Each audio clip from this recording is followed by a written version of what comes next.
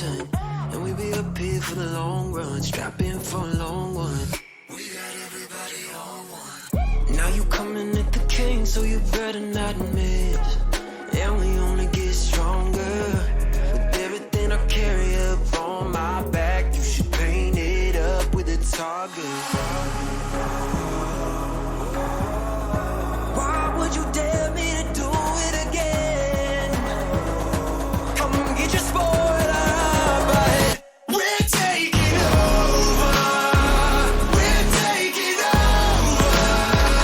Hey, look at you loving my name. You ought to know by now. We're taking over. We're taking over.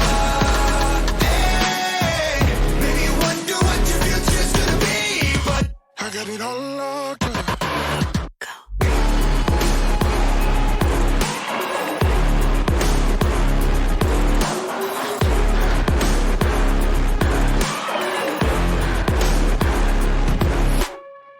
Take a lap now, don't be mad now. Run it back, run it back. I got bodies lining up, think you're dreaming of greatness. Send you back home, let you wake up. Why would you dare me to do it again? Come and get your spoiler, but we're taking over. We're taking over. Hey, look at you loving my name. You ought to know by now. We're taking over. We're taking over. Hey, maybe you wonder what your future's gonna be, but I got it all locked up.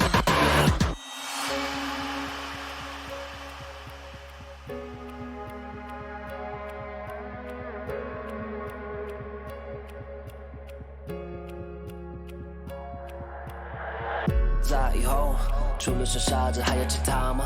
我左右，键盘琵琶在时间滴答着，还不够。你的固执让我来守候，哪怕太迟，也不想以后。就在这时。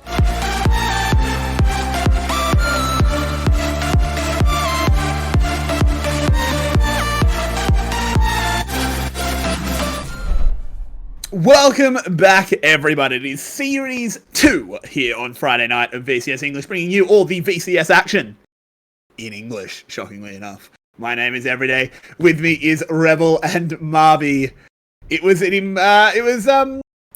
Thinking of an adjective, it was definitely a series, our first series. Rebel, now that it's all played out, what was your take on Secret versus GLX? My take is one noun, and that noun is Sorn. That's all. Why did he pick Nidalee? Sorn. Why did he take Nidalee? Sorn. It was not the best showing, I think, on the second half of that from the side of GLX, and it was even better because like Team Secret at the end of the series, I think finally they realized that Coda should have been in the entire time. I don't know why they were running around with somebody else in the top lane because he seemed to do perfectly fine in that second game. I don't know what the Nidalee was all about for Sorn because DNK was just running the map all around, and then of course Artifact also. That set looked amazing compared to just about anything else we've seen. We thought it was Kadi. You made mention of it during the broadcast, but Artifact made it look super simple to play. Yeah, he really, really did. Marby, do you have any closing remarks on the first series? It's over. Thank God it's over. No, can't look. Artifact played a very beautiful set game, and I think, I mentioned it on the cast, but I think that's going to be something we're probably going to see a lot more in the VCS, and it's probably going to be a VCS exclusive, just something that comes out of Grim and Cardi. That people are realizing set mid still good if we can play it, and they're going to keep playing it. Probably only going to be paired up with the likes of Talia, but I think we're going to see a lot more of it. Yeah, I do agree. But let's move past that first series, as much fun as it was, because we have a bit of a different one, and I think the best way to illustrate. Before we even start doing our analysis is, do you want to bring up our predictions? Because I haven't seen you guys' predictions, but I'm going to guess we all predicted the same way. Yeah. I don't know if I did. No. Okay. Well, So what did you predict, Marby? I can't actually see our stream, so what Okay. was your prediction? It was Cerberus. It was Cerberus, but I had a 2-1.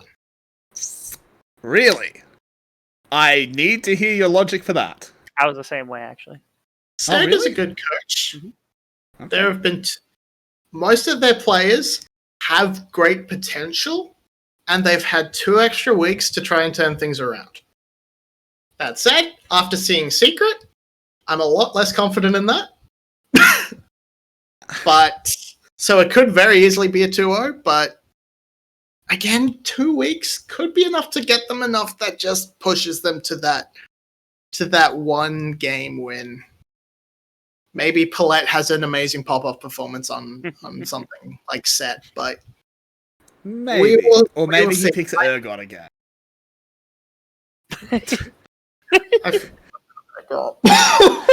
He did play Ergot support. I successfully repressed Ergot support in my mind. I'm sorry to bring that back. I mean, like, I'll let Rebel jump in before I say anything. You think Flash can win a game? Yes. Where's that going to come from? So I just want to point out, because I think it's really important to point this out. There are 3 teams that have been played by Flash so far. G Media, SBTC, and GAM. All 3 top 4 teams. And then they're playing G-Media is Cerberus. a top 4 team? Now maybe it's a little bit thrown off. But before this, they were a top 4 team, right? Okay. Because in the standings, they were 2-1 compared to everybody else. Cerberus is that final team. Their strength of schedule to this point has kind of been insane. They haven't played Burst the Sky. They haven't played Team Secret. They haven't even played Saigon. So I'm willing to cut them just a little bit of slack. And if you look at the names on this team, like, you got to respect the people that they've got on this roster. I mean, you're looking at, like, Meliodas is really good. Yoshino hasn't had a bad split. Palette has looked pretty bad. Pake hasn't looked great. DivKid hasn't looked great. But, like, again, against the competition they played against, I'm willing to give a little bit of leeway. So that's where I'm at right now with this, is saying that they can at least compete with Cerberus today. Obviously, I'll be the one to say that I have little faith in Flash. I think, my problem with someone like Yoshino, and I like Yoshino, I think he's a really good player, but I feel like he lives and dies by his team, like, a lot. And that's true of Palette as well, and currently the team is dying. Meliodas, I was super hyped on him coming into the split. You know, I thought he was going to be the shining light of Flash. He's been, frankly, terrible. Maybe this last 2 weeks can turn it around, but he has been frankly terrible. I don't really think there is much to say, but whoa, what the? We're in Champ Select, already halfway through it, and are you guys noticing what I'm noticing? Everything. Flash's mid laner. Hurry. Flash's mid laner. Stark? Oh my god. What are you doing? Okay, actually, I'm fine with that. That's fine. Okay. Like, Okay. So one of Flash's biggest weaknesses is they lack direction. Stark maybe can provide a bit of shot calling because Stark is one of the most experienced players in the VCS. That said, it is Stark. And there is something you have to... are they ever going to let this man retire? No. I think Stark gonna have to die before Flash lets him retire. That's how it feels to me, because oh boy. Plus they've given Thresh Aphelios over to Artemis and presumably Huber after what we've been seeing out of them. So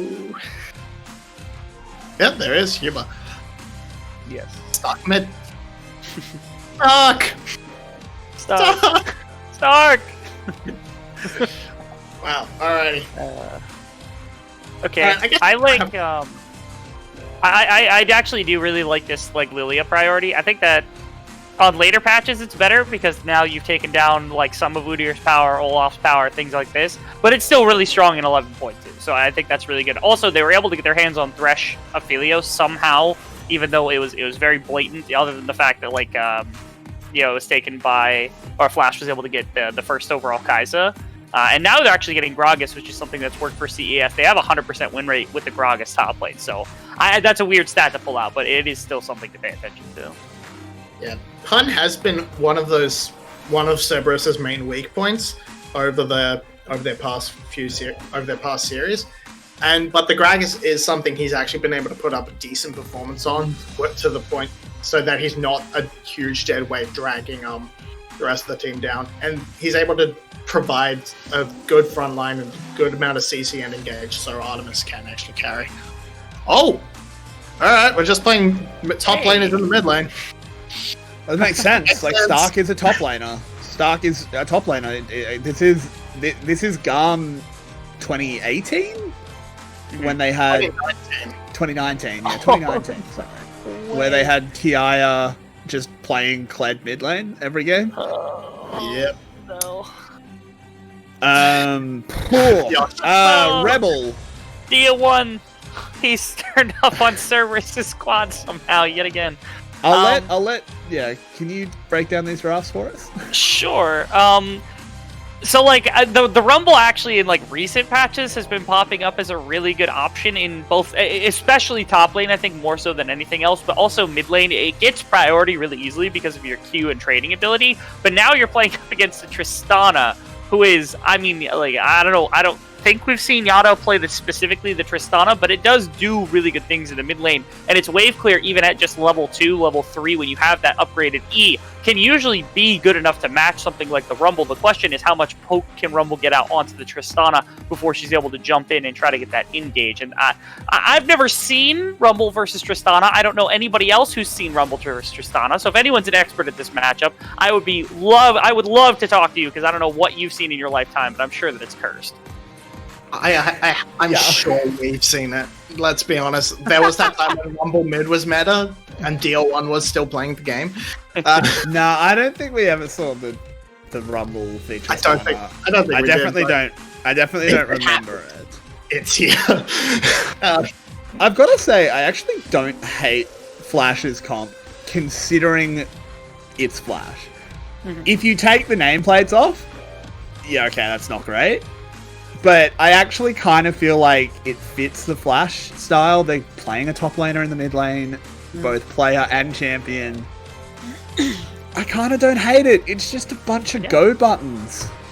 Yeah, look, DivKid's going to be right at home after EVOS last year, seeing 2 top laners playing in his solo lanes.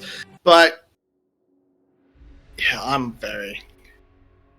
man. But, Rebel, we'll give it to you. Game's here.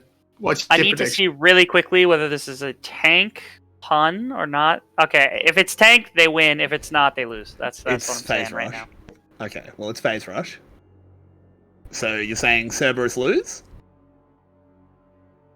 Yeah, I'm saying Cerberus lose if that's not tank. Okay. You can't still run without phase rush, but yeah, I have to assume that that's not going to be tank. So, loss. All right. Well, picking Flash, but if it's a Gragas tank, fair enough. We'll adjust your prediction. This is an interesting one for sure. Meliodas going back to the Udyr. I think he played it a little bit last time we saw them play. It didn't go well. Nothing that Meliodas has done has gone well. Perhaps he can take advantage of Zhu Hao. Definitely weaker than, some of the junglers he's gone up against so far this split. Because he's gone up against some of the best. Yes. As I am watching a slideshow, is that the case for you? That is you. No, that is you. Oh dear. It is fine on my end, and it's fine on production's end, so you might just want to restart. Alrighty. We do have Pun wandering up to the top side here, just going even out with Yoshino. Is actually going to miss a bit of CS here. Yoshino doing well, landing those Qs. The sweet spot's doing good. It's not going to matter in the long run, though. In the end, everything will just reset. We do have Paulette going back to set. Champion he is extremely comfortable on. One of his best champions.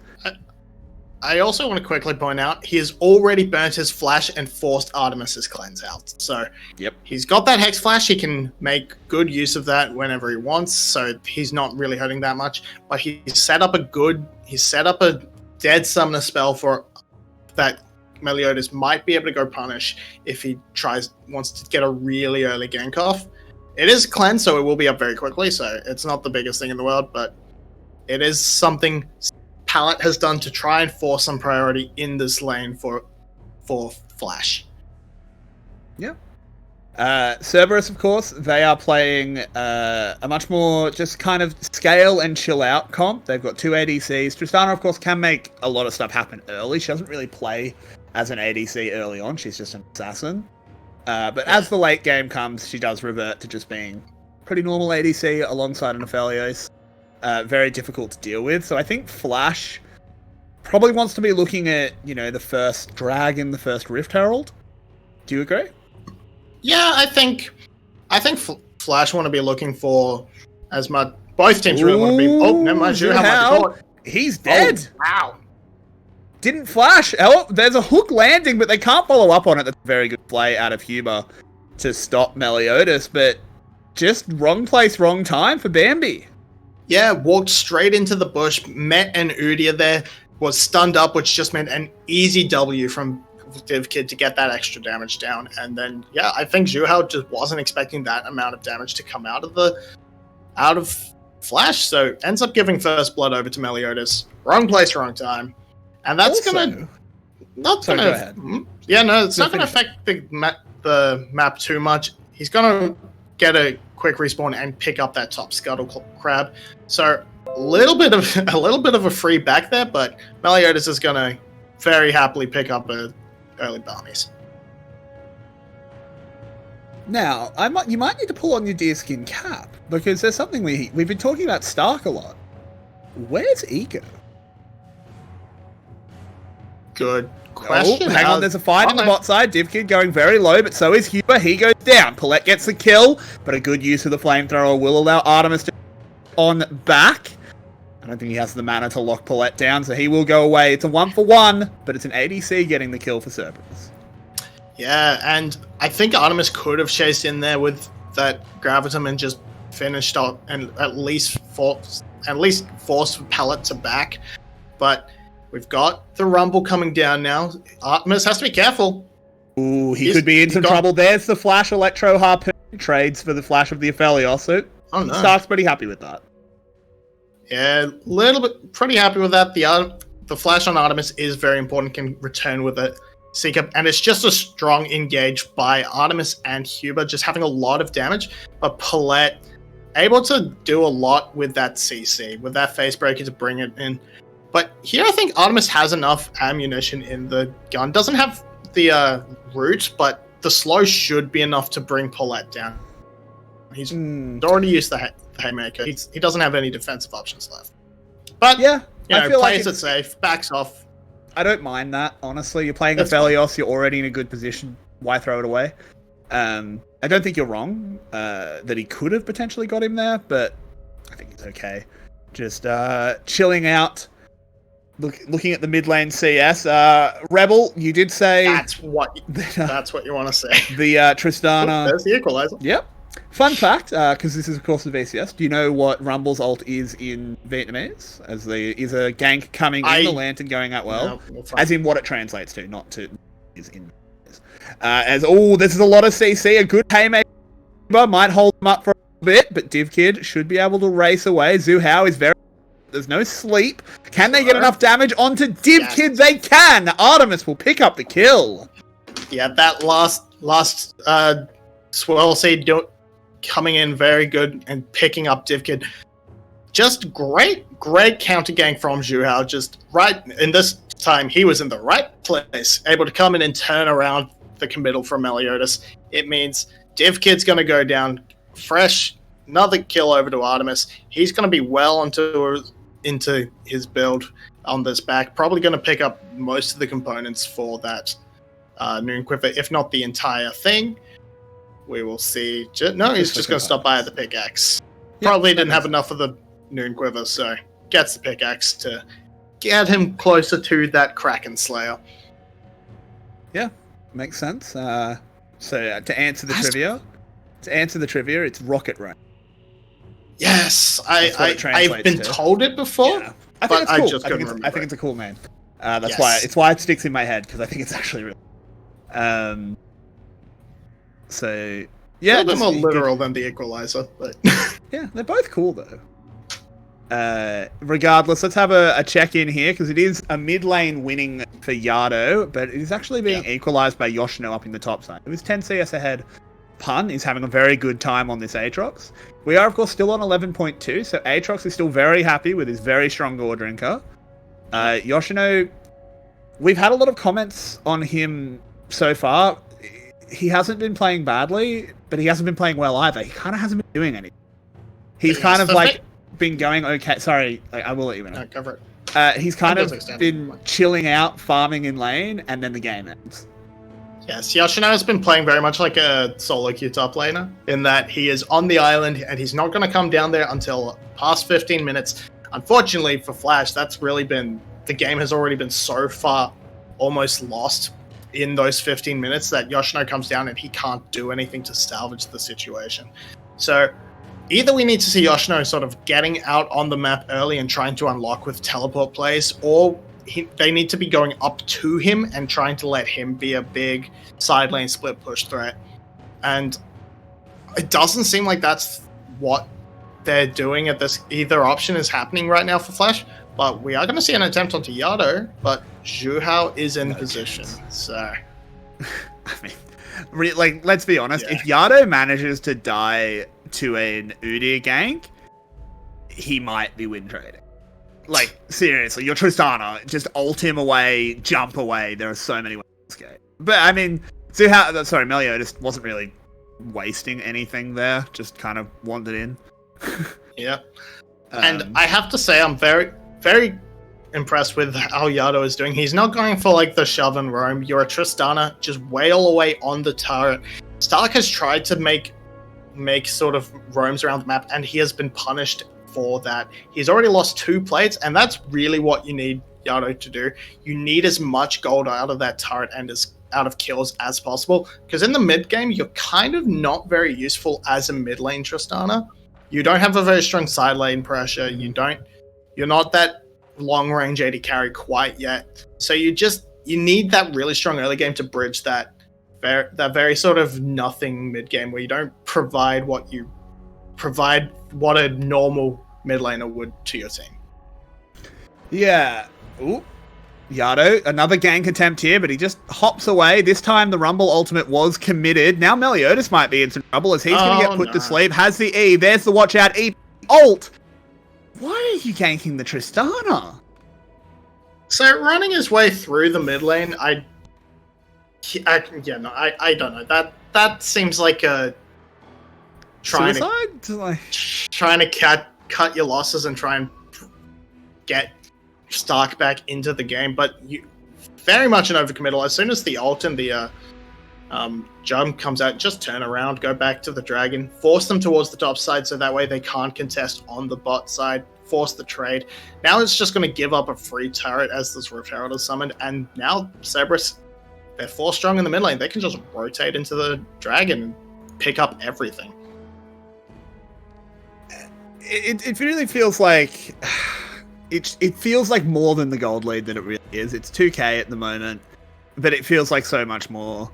As Cerberus is not a particularly strong early game team. They're not awful in the early game by any means, but it's not their strength. Their strength comes from the mid and the late game shot calling. Yep. And they're 2k up at 11 minutes. Like, this is a little bit doomed. Flash, like, I will say, Flash still has a lot of go buttons. And in the VCS, go buttons are pretty good. Go buttons are very good in the VCS, and it's because you have such a strong winning mid lane just on matchup alone, plus you had that excellent counter gank from Zhuhao, which turned the bot lane into your favor, which was, well, from even into your favor. So it's completely nullified the top lane advantage Yoshino has been able to gather. The jungle has been been pretty much even. Small lead now because Meliodas just sort of flubbed it away. But now the next big thing is going to be this dragon, and you have double AD carry, which can be very strong in a teamfight situation. If Pun can get down there and provide that sort of front line, but he's not even being that front line. He's being that AP assassin, which, I mean, it's not going to necessarily be negatively affecting this game, but you should be. I really think you should have just been looking to create that space for your 280 carries to cause damage. Yeah, that is what Rebel said as well. He thought that it definitely should be a tank Gragas. I have to agree. Particularly when you're this far down. It's always better to be behind on a tank than on a damage threat, because your breakpoints don't matter as much. It is going to be Cerberus picking up that first Drake, and that is like sort of illustrative of how badly this is going. Because I was actually going to say, despite the fact that they're in the lead, I actually wouldn't hate Cerberus letting Flash have the Drake. Because it's still a rumble. Like, you don't want to fight in a Baron pit against Flash's not a Baron pit, a Dragon pit. Against Flash's comp, but the fact that they still just could walk in and get the dragon shows that it's super doomed. Yoshino has to have the absolute most drip-filled carry pants in existence. Yeah, look, we're gonna need Flash Smeb, or Flash the Shy rather, to come out. Yeah, and just smash and just have the Aatrox performance of his life, because he's got a good lead. He's got a good individual lead, but now the mid lane's gone, the lanes are going to start rotating, and Aatrox isn't going to be able to get that free 1v1 bully off anymore. He's going to have to back. They're behind in tempo. That's probably going to be a good amount of turret damage going over free to Aphelios up here, and considering how fast Aphelios is, maybe, he's got the guns for it. He can probably do a good amount of damage to this tower. With Kai'Sa arriving, I don't think he gets too much done. Wow, this is still Aphelios. Just that one Q is enough to take a good chunk out, for sure. But Div Kid was just there in time. But again, this Aphelios, he's got a Kraken Slayer already. I'm not sure when he picked it up, but it's, 14 and a half minutes and he has Probably it. this back, yeah. Yeah, I think it was that last back, so not too long ago. He's ahead of the Kai'Sa in terms of itemization. This is just such a strong performance out of Cerberus. It's not flashy. It's not big team fights that we are somewhat used to in the VCS. It's just very standard play and very good play. Yeah, and Cerberus have been had really strong shot calling and macro, and it's really just showing up here. They're getting their rotations in extremely well. They're managing to find more farm on the map than Flash is, getting into the enemy jungle, taking stuff away from Meliodas. There is a 20 CS lead in the jungle, and that is pretty big. That's 5 camps up, and Meliodas hasn't exactly been wasting a lot of time, but he's just not had access to his camps because there's been so much pressure from the mid lane, from the bot lane, that Lilia just walks in and takes camps away. Yeah, and I mean, the one kill he did get was sort of just luck. Yeah. It was really just bad timing out of Zuhao. Not necessarily bad play, just sometimes things happen. Just face checked a bush that had an Udyr in it. It happens. just had a random Udyr and got broken. So far, Flash has really not been able to call any shots. They've just been slowly losing. It's only a 2k gold lead, but I think Yoshino's probably about 2k up in top lane, so if you isolate that matchup, it's actually 4k. Zuhao, he gets a little bit caught out. Now Yado very deep. The swell seat going forward. Oh my God. Yado actually surviving, getting the kill, and all of Cerberus will get away despite a good start there by Flash. Flash were robbed of 2 kills there. Yado just jumps into 4 members and he gets out. Just an ult and a flash, and he gets away. Yeah. That is Flash are feeling robbed. I'm feeling robbed for Flash, and that's just gonna be extra pressure onto this top lane turret as Div Kid is down. They're gonna pick up the second Rift Herald to go with it, and Cerberus are just taking everything. Let's have a look at this. And it starts off really well. Zuhao just walks straight into the bot lane, but a good flash away. Then Yado jumps into 3, and he just blows up Div Kid because Tristana is pretty far ahead at this point. Got the Kraken Slayer, got the Ignite, just DivKid this split has just been the bully target. Just it happened in the Garm series, it's happening again. And I mean, like, it was a good engage, but in the end, they were fighting 3v4. Like, I understand why Paulette pulled the trigger. You see that kind of opportunity on how you really it, but Stark wasn't there. Like, with a Rumble ult, they actually probably do get those 2 kills.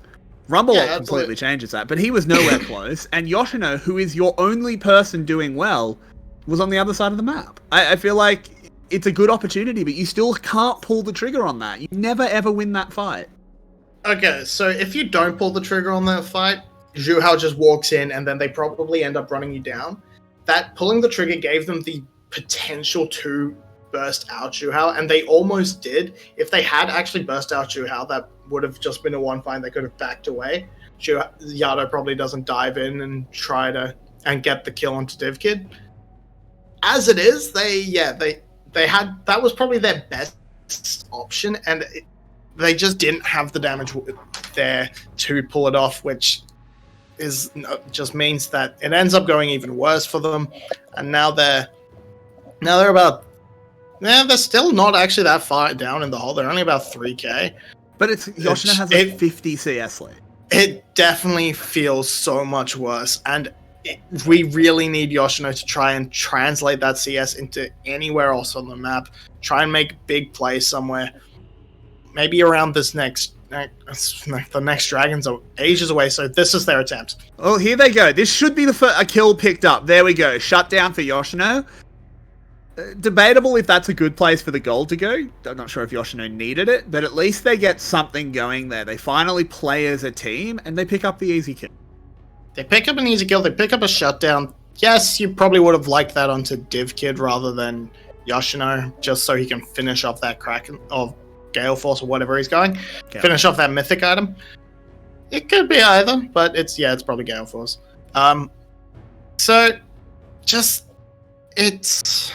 But yeah, you needed something. You get that back. You get assist gold across your team. That is going to help you out quite a lot.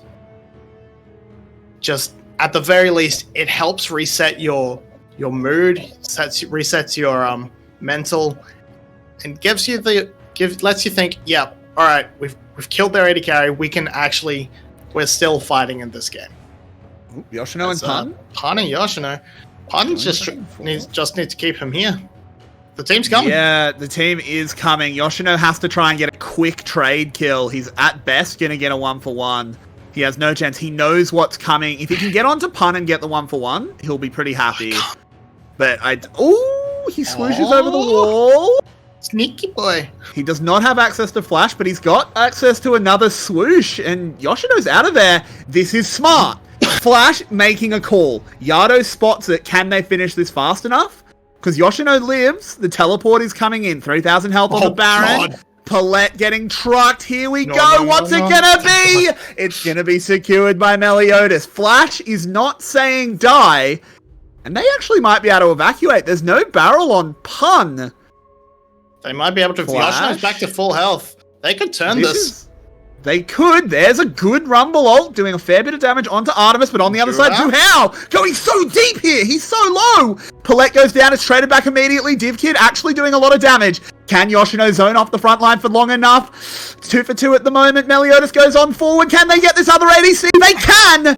And now Yado jumps away to triple kill for DivKid. That is so huge. They only end up losing the support and the top laner. Yes, you would have loved your Baron on the top laner, but you will take it any day for a triple kill onto your AD carry. He's also going to pick up the turret, but Zhu Hao on the other side, he got zoned out so early by Stark. We see here, look, he goes for the flank, but ends up getting completely zoned out by Stark. He missed the swell seed. Yeah, only gets the ult off onto Stark, but the equalizer's already down. He's done most of his job. And Yoshino just buys so much time for DivKid to get kills, then flash bear slap. DivKid's able to finish it off with the Q. And this is all on Yoshino. That whole passage of play comes down to Yoshino being as far ahead as he is and playing so well in that bot lane play where he lives, gets out of a 4-man collapse.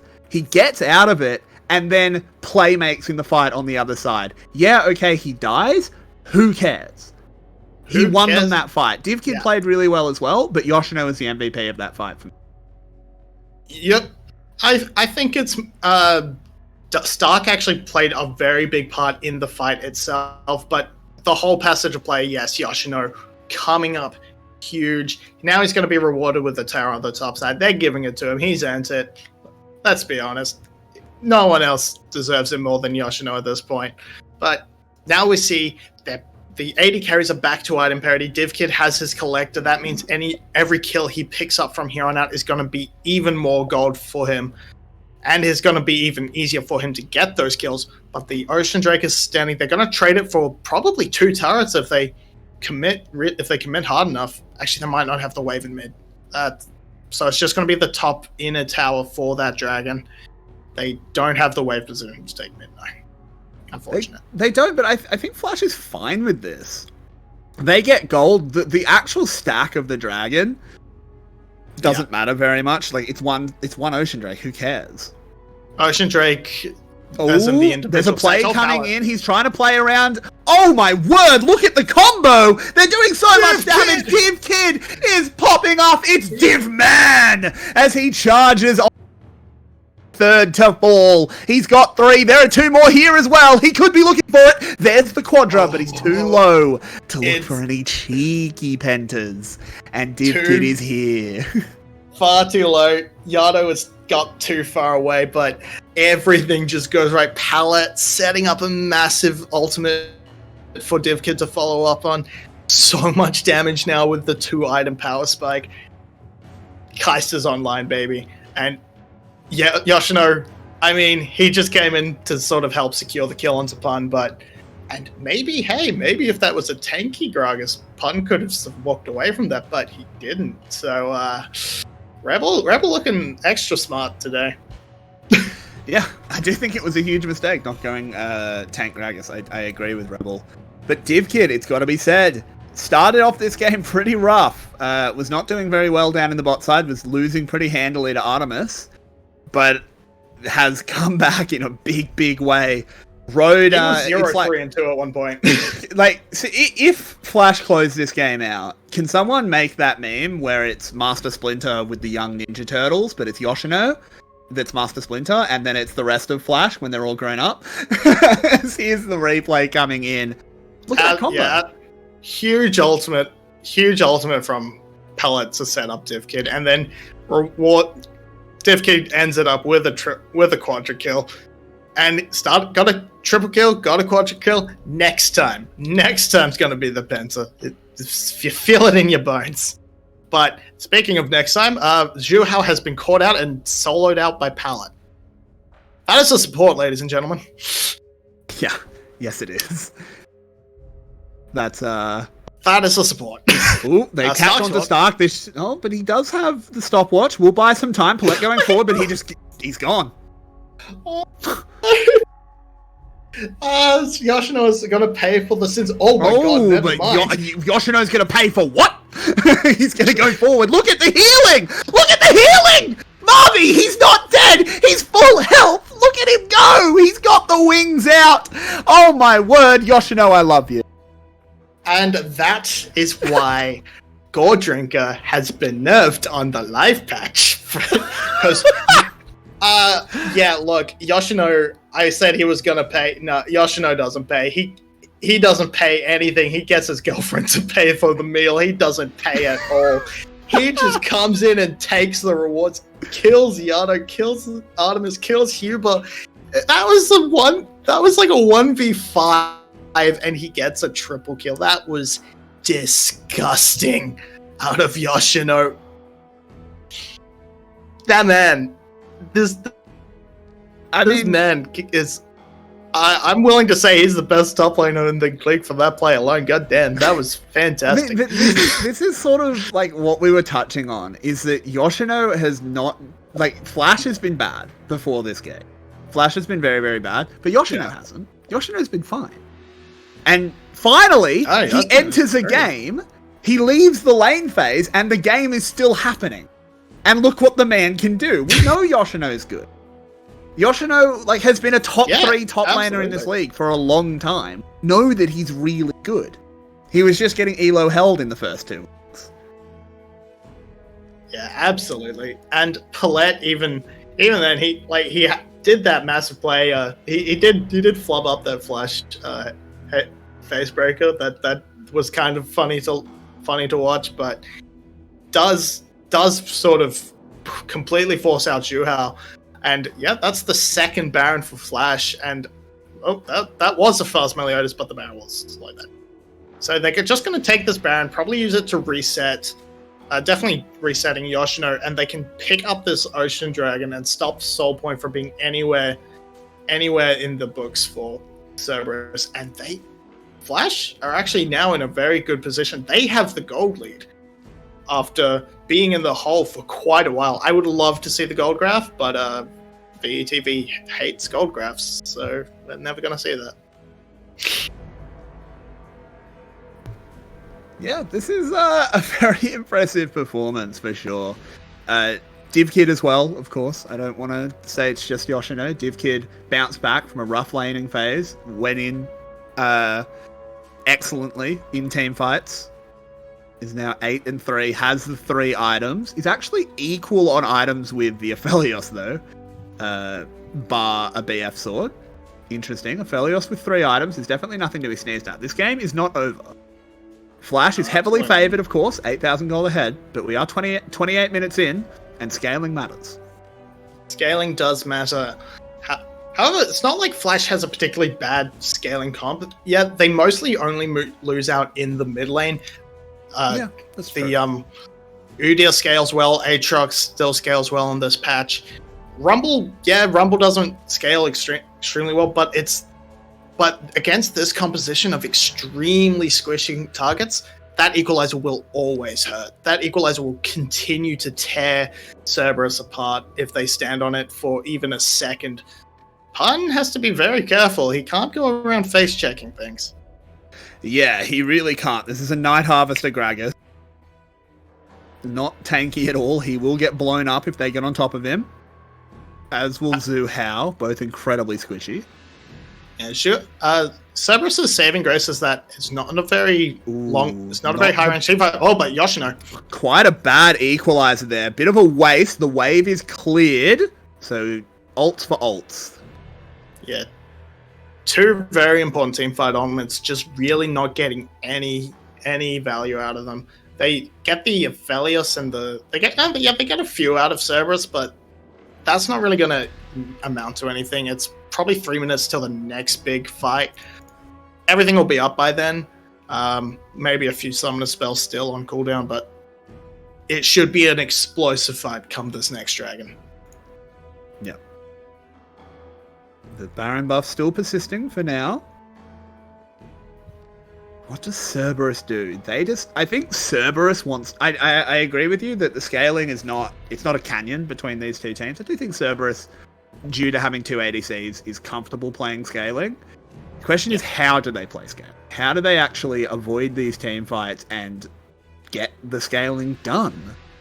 The main thing Cerberus, I think, needs to do is try and fight and get control over their jungle camps, and then funnel as much as you can onto your Tristana. That is your main point of difference in these late game scalings, Plus, there are 2 really tanky members that you just want your AD carries to be able to punch through.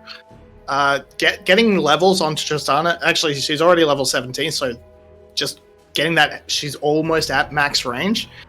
But just getting as much gold as you can before that team fight, and then just trying to push your way in before it spawns. Try and get there before Meliodas and Flash can set up. That way you can just try and jettison him out with the Buster Shot, and I guess also try not to lose your top lane inhibitor turret. But this push from Flash is very good at keeping Cerberus grouped up while that timer ticks down and keeping them in a spot. But Yoshino, he's having a bit of trouble with these walls, and you're seeing the range from Yado doing a lot of work. That is the key point of scaling that Yado brings on this Tristana. Ooh, but Hook lands onto Meliodas, but that's a good equalizer. Stops any play from happening. Well Great done flash there. Also from Meliodas. Instant flash, gets away from the follow-up play.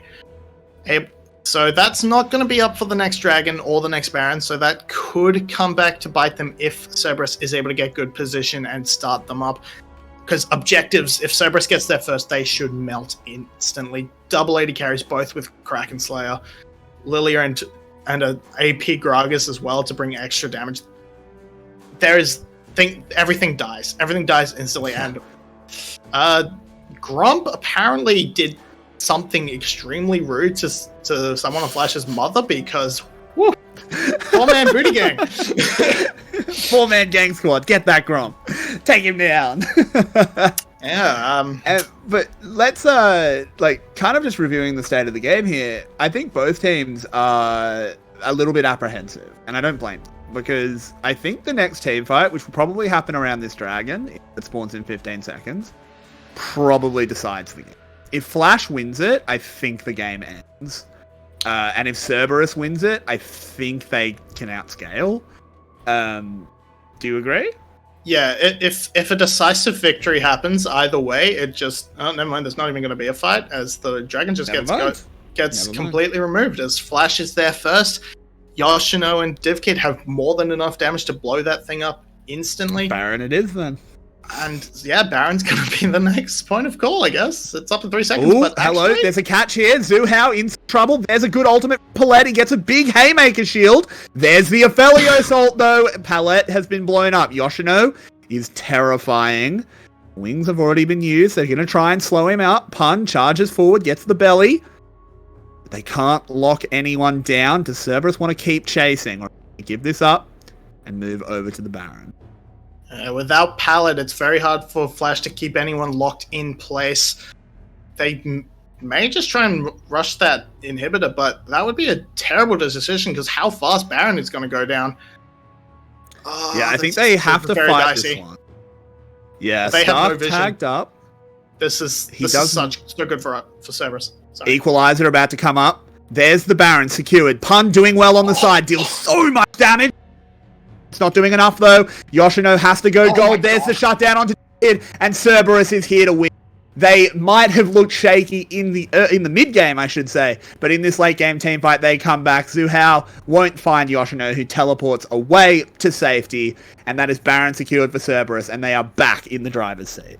That's Baron secured. They have so much damage to towers with these two. They even have the sniper rifle for Artemis, so they can just chunk him away at range. This could very easily be the game. It's 20 seconds on DivKid and Stark. Only Yoshino and Palette to do it. The original Flash members, can they do it? Palette buying a lot of time with all the shields, but he's still only a support. Yoshino, he's a big boy. The wings are very much spread, but they will be clipped. And Cerberus, they will take game one. Flash, though, looking better than they have all split. This gives me hope that perhaps they have a chance in this series, but it is going to be Cerberus with a 1-0 lead here on VCS English. We hope you are enjoying the show. If you are, let us know in chat. Production is not ready for us to go to break, so never mind. Vinny, Marby, I should say. What's some of your takes about the game? Well, we flamed Pun for his build all game, but then he actually came up really big in that last team fight, able to actually find an assassination over the wall, do a lot of AoE damage to the team of Flash, and that was it. Yeah. Yep. All right. Really, it was such a good game back and forth, and then it's just one pick, and one pick ends the game, and those games are the worst. It's like, it's so exciting. Then it's just it ends. Okay. Sorry. Yeah, bit of an anticlimax, but it was a fun game, no doubt. Flash finally showing signs of life. Let's hope they can push themselves over the line in the next one and take us to a 6-game day. Don't go anywhere, guys. We'll be back in just a little.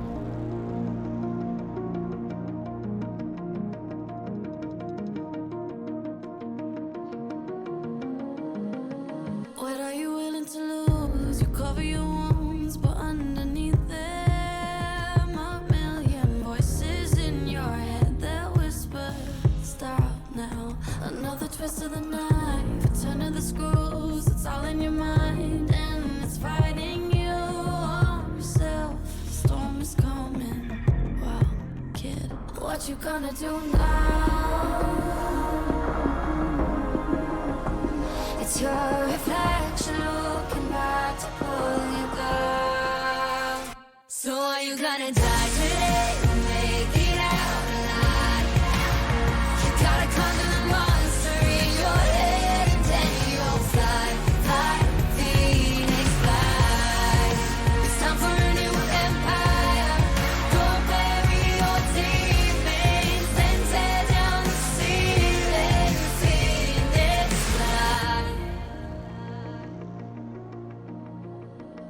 And now you're playing with matches, come out of the ashes underneath you. A million voices in the crowd, they're screaming, stop now. Well, let them swallow the pride, you're turning the tide to true believers. Got them in the palm of your hand, you're playing God now. What you gonna do now? It's your reflection looking back to pull you down. So are you gonna die today or make it out alive? You gotta conquer the monster in your head and then you'll fly, fly, Phoenix fly. It's time for a new empire. Go bury your demons, then tear down the ceiling, Phoenix fly. What you gonna do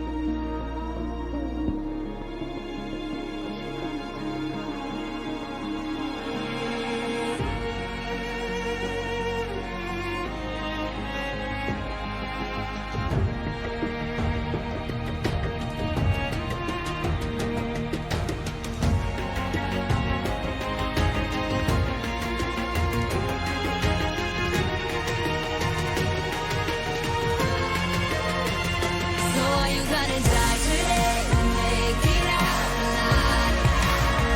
gotta conquer the monster in your head and then you'll fly, fly, Phoenix fly. It's time for a new empire. Go bury your demons, then tear down the ceiling,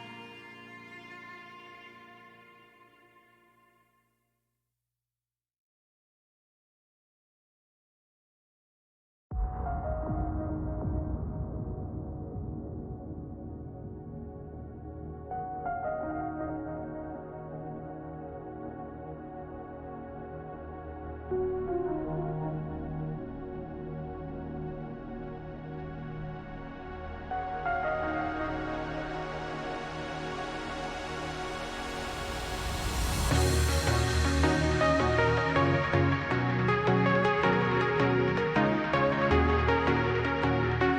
fly.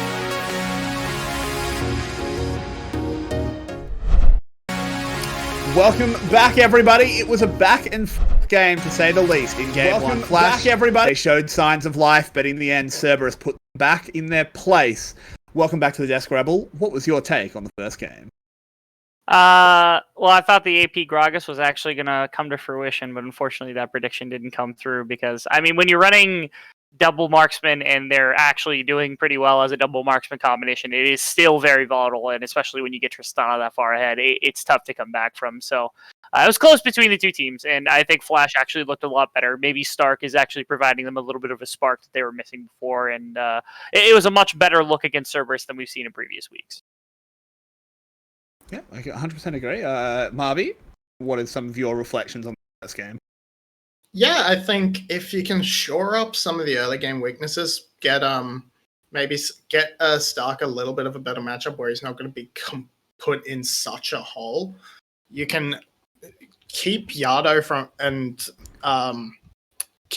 Artemis from getting to those really, really big leads where they are able to push in and keep the game relatively in the favor of Cerberus, despite the massive top gap you have going into the top side. Yeah.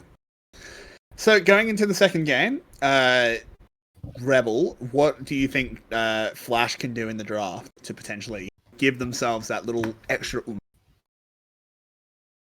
That's a tough one. The first thing is, like, if It's hard. Stark is definitely playing out of the mid lane, I'm curious what kind of range champions you can bring to either the top or the mid role, and how flexible that you can be, because I think a little bit more range would have been really helpful in that game.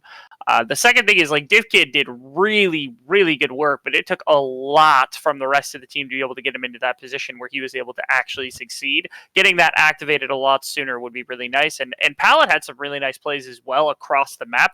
I'm curious if they're able to move that before any time into the laning phase. So that's what I think Flash needs to do, is figure out where to attack and which tools they're capable of moving around. Because if Pallet can do that kind of stuff with the chem tank and with the set earlier on into the game, that would kind of patch up a lot of the problems the early game would have for Flash. Yeah, I think so.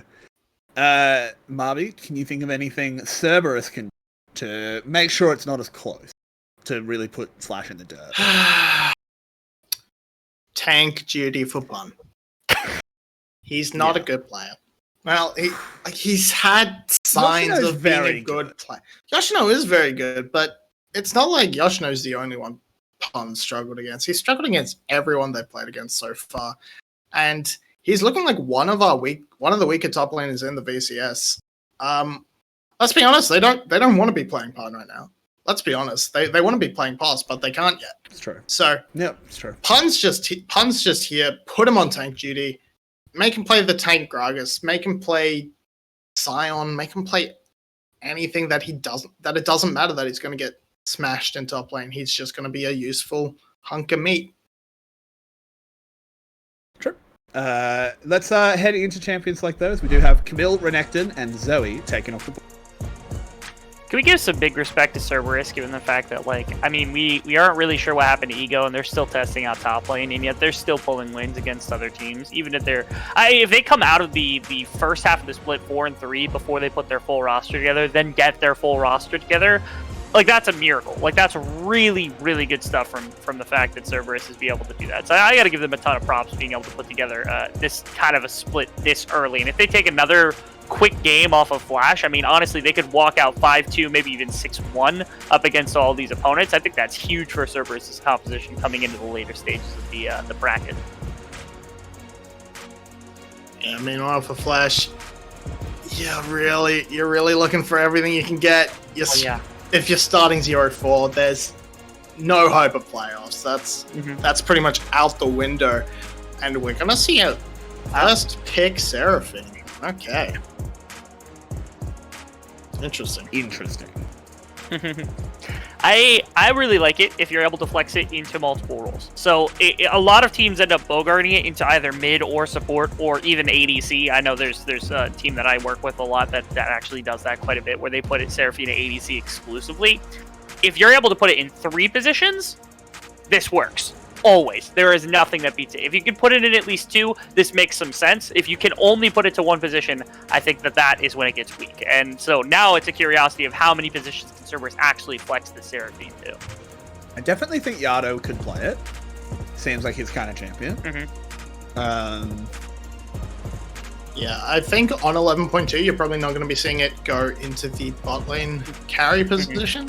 But we will see that the Samira coming out can be very good to prevent those massive game-changing ultimates like we saw in the first series from Bizbo.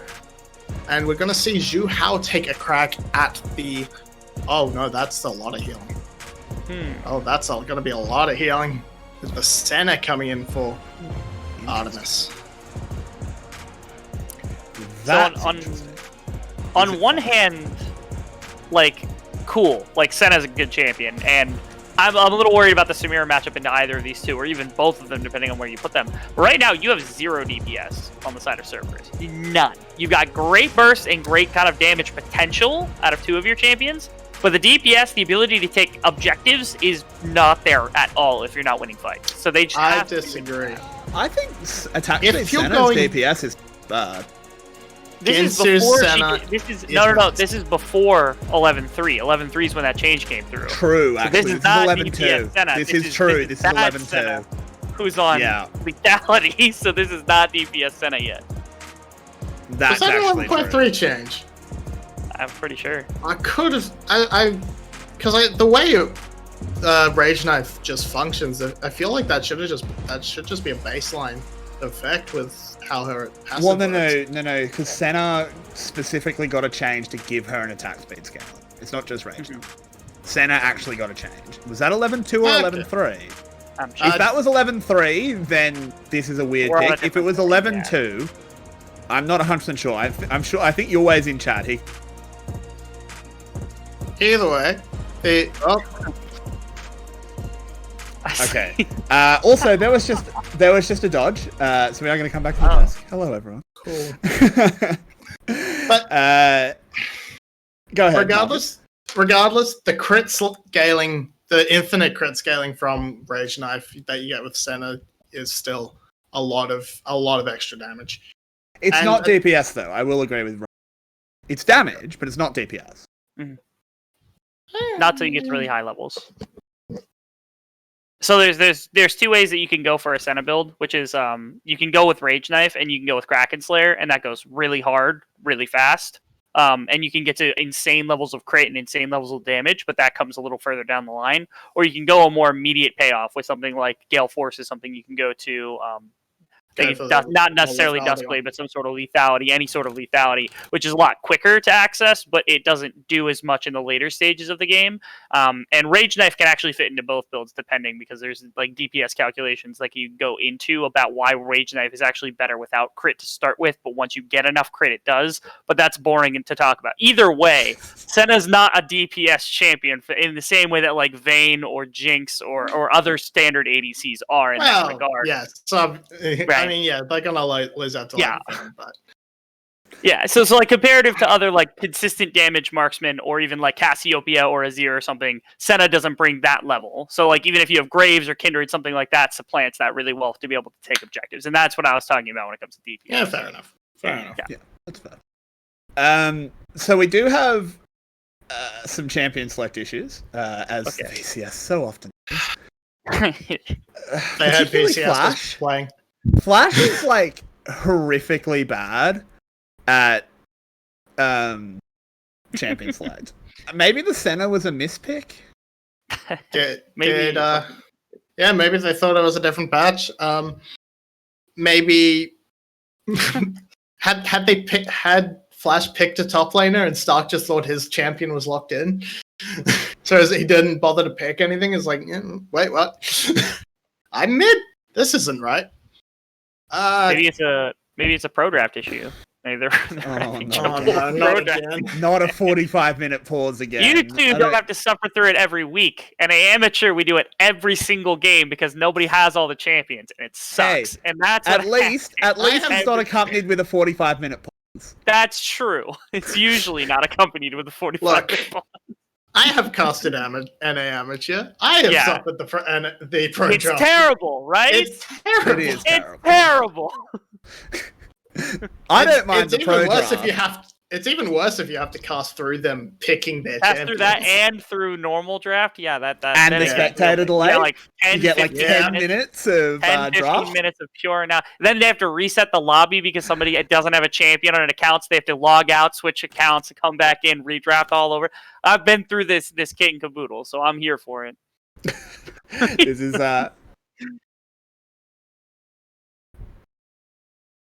Yes. production Yes. sharing some horror stories that you guys can't hear. We are this is who knows what's gone wrong with champions. Like the last time this happened, we had like a 25-minute pause and then Flash had to play Urgot support. So maybe we're gonna get something real fun.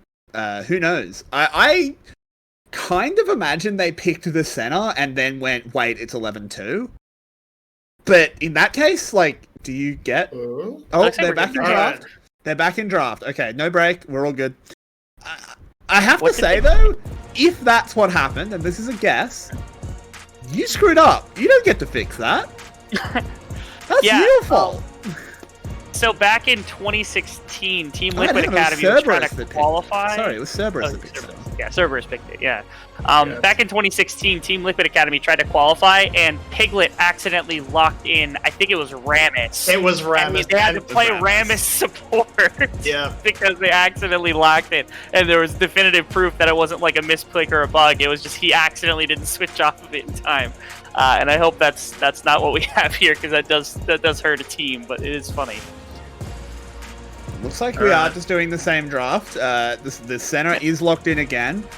I have to assume that's where there was an issue, because center is a very strange pick on 11-2. I know everyone in chat is going to flame and say, what do you mean? Center's really, really strong. Yeah, We've next just time. had this discussion. I know, we've just had this discussion. I just want to reiterate it. So we are going to if- continue though. Set is picked, Tom Kench is banned. Yeah, we've just had this discussion, so if chat flames, shut up, get here earlier. But yeah, we got to see Paulette back on set. He's happy with that. There is potential for the set to make his way into the mid lane. Dark's a top laner, Set's ostensibly a top laner, so he should know how to play it. But yeah, we're going to have to see where the rest of these bans come out. The Tom Kench taken away from the center, taking away these small supportive picks.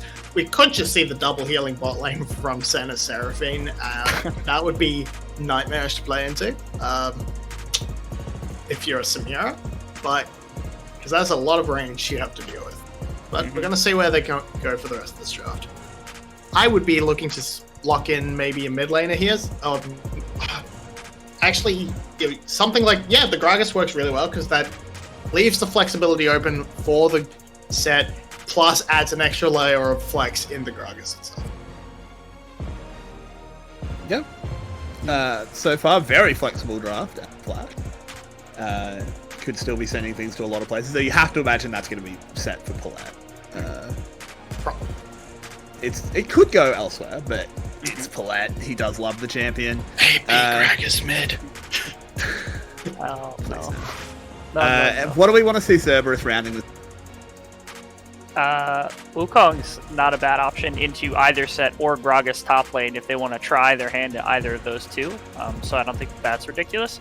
And then from here, as I think you were alluding to, the double ranged bot lane into the legs of Samira I think is perfectly fine. And if they're going to pick a support with these two right now, that's also okay. And with Wukong, Orianna's just a safe blind mid laner because they don't know really what's going there right now. So I don't think it's completely ridiculous. This is probably perfectly fine. Yeah, so sorry, go ahead. The only thing that confuses me with the Orianna pick is it feels like a protect the AD carry comp with a center.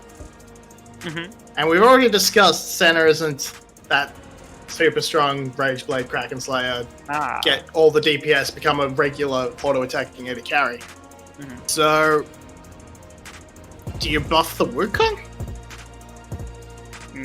Yeah. I guess. Yeah, I guess. Why not? I don't hate that. I do think this is a very low damage comp from Cerberus. Like they've got good burst, and it's a bit weird because I think in a very long fight it favors them, and in a very short fight they do okay, but a normal fight they don't do great.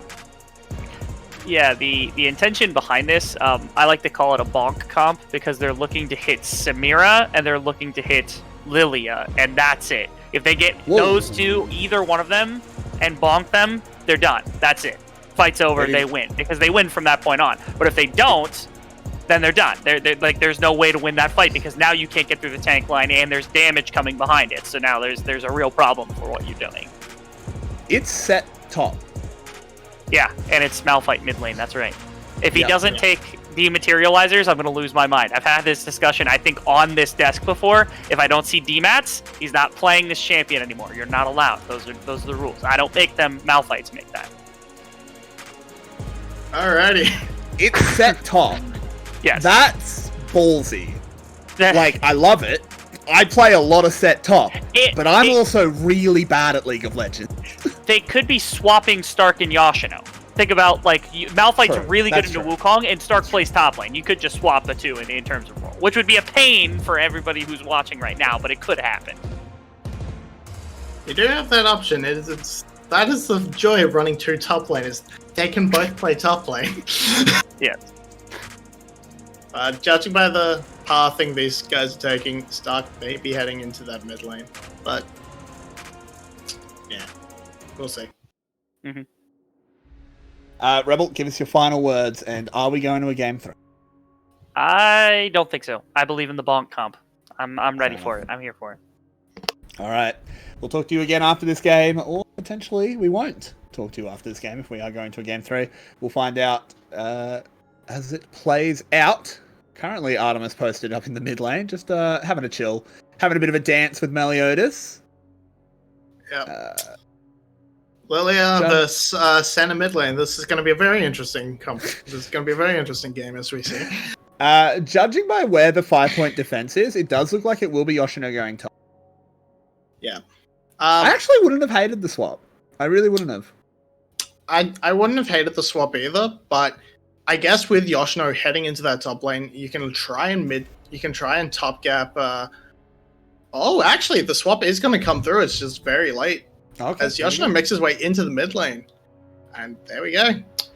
That's going to give a bit of a sort of small advantage to Stark as things go on. He's going to lose out on the first few levels, but eventually get some armor under his belt, and then Wukong basically can't do anything into him. The Divine Sunderer build is probably going to come out, so he can actually side lane and put some form of threat onto Stark. But it's just going to be a case of getting these two tanks to scale up and try and make plays around the rest of the map. And Hua's taking a lot of damage, but the return from Artemis is very good. Yeah, the early damage is there. It is going to be farming center. Will not be fasting in this game. Again, that's probably more of an 11.3 thing. And onwards. But at the moment, Potentially, but we'll be taking all that serious. Meliodas very, very aggressive with that invade, which means he's going to be Lilia. falling very far behind, not being able to pick up that giant chicken. Gonna lose out a lot on the experience, and now with the bot lane push from Artemis and Huber, they're gonna have full control over the spot side jungle and maybe prevent Lilia from getting those levels, getting that full clear on her bot side. And Zhu Hao poking his head in. I think with Paulette going over there and covering, he's okay. Zhu Hao he's going in definitely there. wants to make an issue of it. We need to actually have a look. There's Gronk.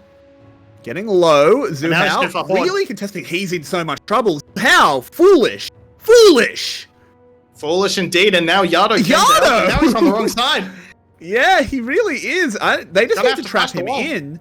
Yeah, that's just an instant flash. They get a chase on, though. Paulette going forward. Artemis flash as well. Yoshino charging on forward. Should have access to the face breaker, but there's a teleport. Meliodas extremely low. Might be putting up directly in front of Pun. The teleport from Stark is so late. He's here about 10 minutes after the fight ends. It's a double kill for the monkey. Donkey Kong has arrived. Yoshino throws his fists, but it's not good enough.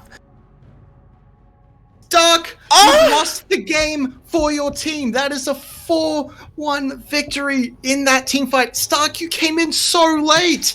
If you had teleported immediately with Pun, yeah, you lose some CS, but you've lost that CS anyway. And now you've lost your team that crucial fight. That is so much gold over to Pun. So much gold over to the rest of Cerberus. Dark may have just lost that. Has set them so far behind off that play. It's actually only like 1.5k gold, but the tempo loss, the experience loss is just so much. I mean, it's only 2k gold. We're like 6 minutes into the game. It's huge. Back up, actually. This starts so well from Flash. Like, Zhu Hao, like, I was calling it a cast. This was silly.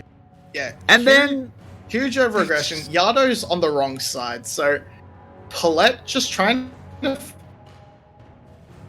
Just looking at top lane. Why was the teleport so late? There's the teleport from You're lagging a little bit, Marby. I'm sorry if I am talking. I don't know because my thing's frozen. Yeah, there was no reason. I was watching it. There was absolutely no reason to delay the teleport. I thought maybe he got chunked and had to back. Nope, just didn't press it.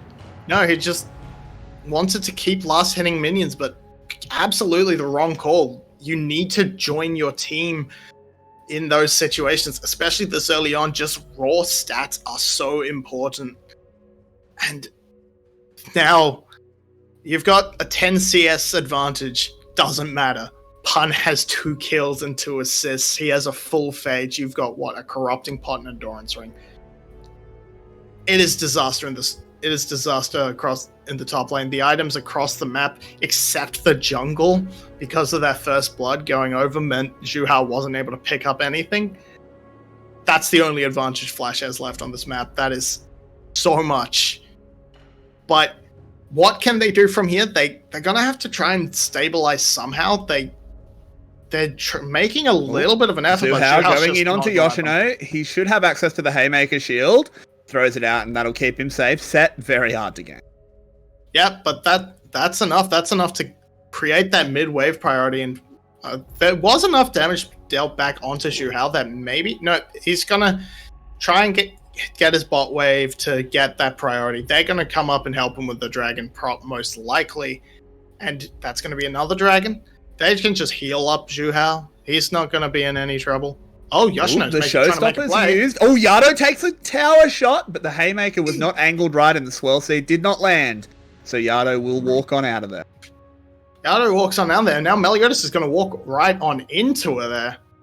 Yeah, they're going to try and make something happen here. Zhu Hao very low. Div forward, has style meter, but does not have level 6. But it's 2 kills being picked up for Flash. They're firing back well.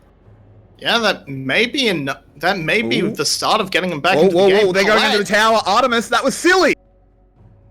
Yeah, it's going to be a 1-for-1 overall, but it's a kill back onto the center. So now DivKid and Meliodas in particular, they've made their way back into the game. They've picked up some gold for themselves. They can actually fight back.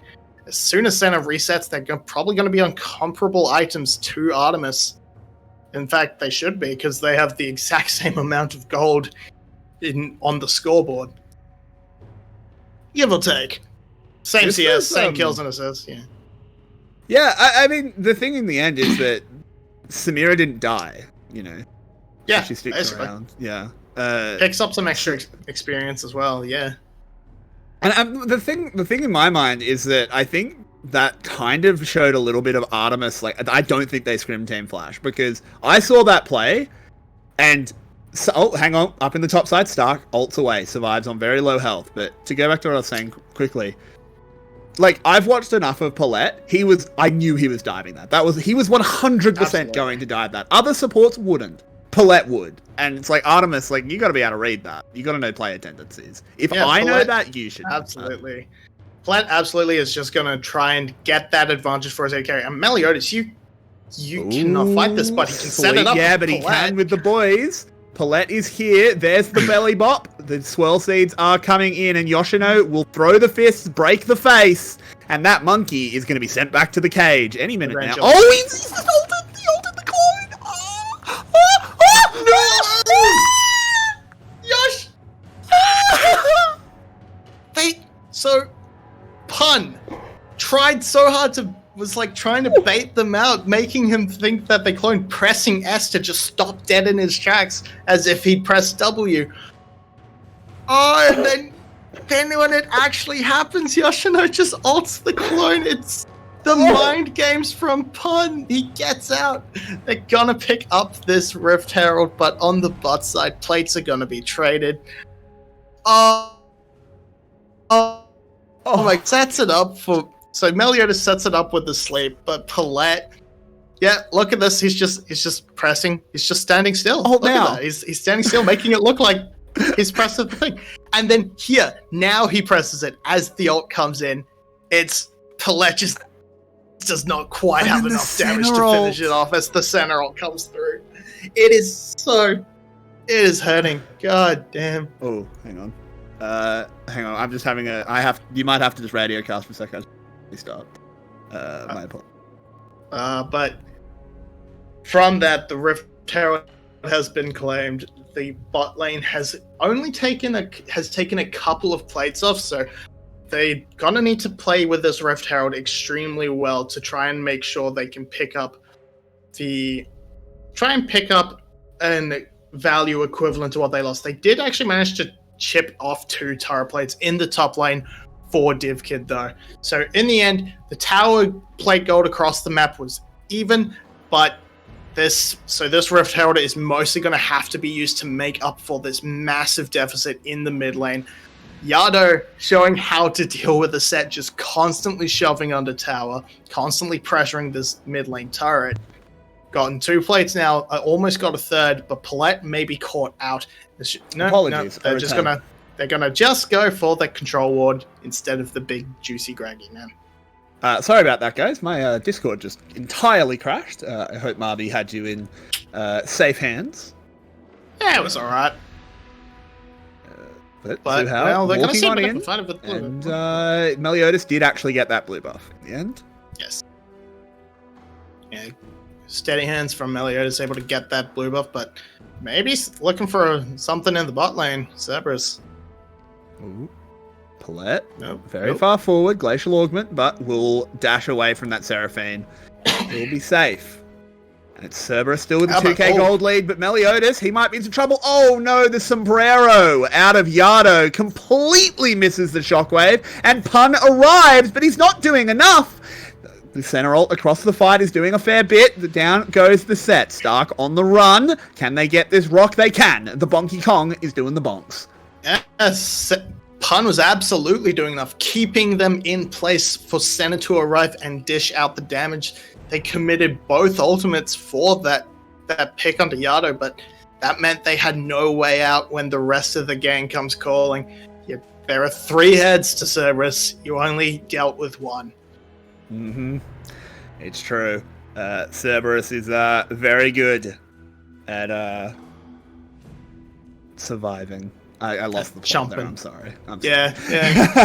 My Discord was being very whack for a moment there. I got a little bit distracted, but I'm back into it, I promise.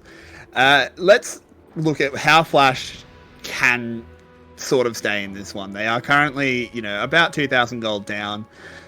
Ooh, Paulette, very aggressive not here, like gets stunned up. Oh, this is, not like that, but a good barrel should get him to safety. DivKid didn't commit either. He's fine. Greetings for the... Okay. Greeting for the relic proc. I respect it. I feel it. But... It was bold. Go ahead. Yeah, we're just going to see a replay of this fight. And it starts off so well for Flash, but then Yoshino just saunters slowly up to Yado. And then the ult comes through, but it just means you've committed so much. And then when the ult comes through from Pun, they are stuck in that fight. And that means they can't do anything when Artemis arrives to just cut them down. To answer your question, how does Flash get back into it?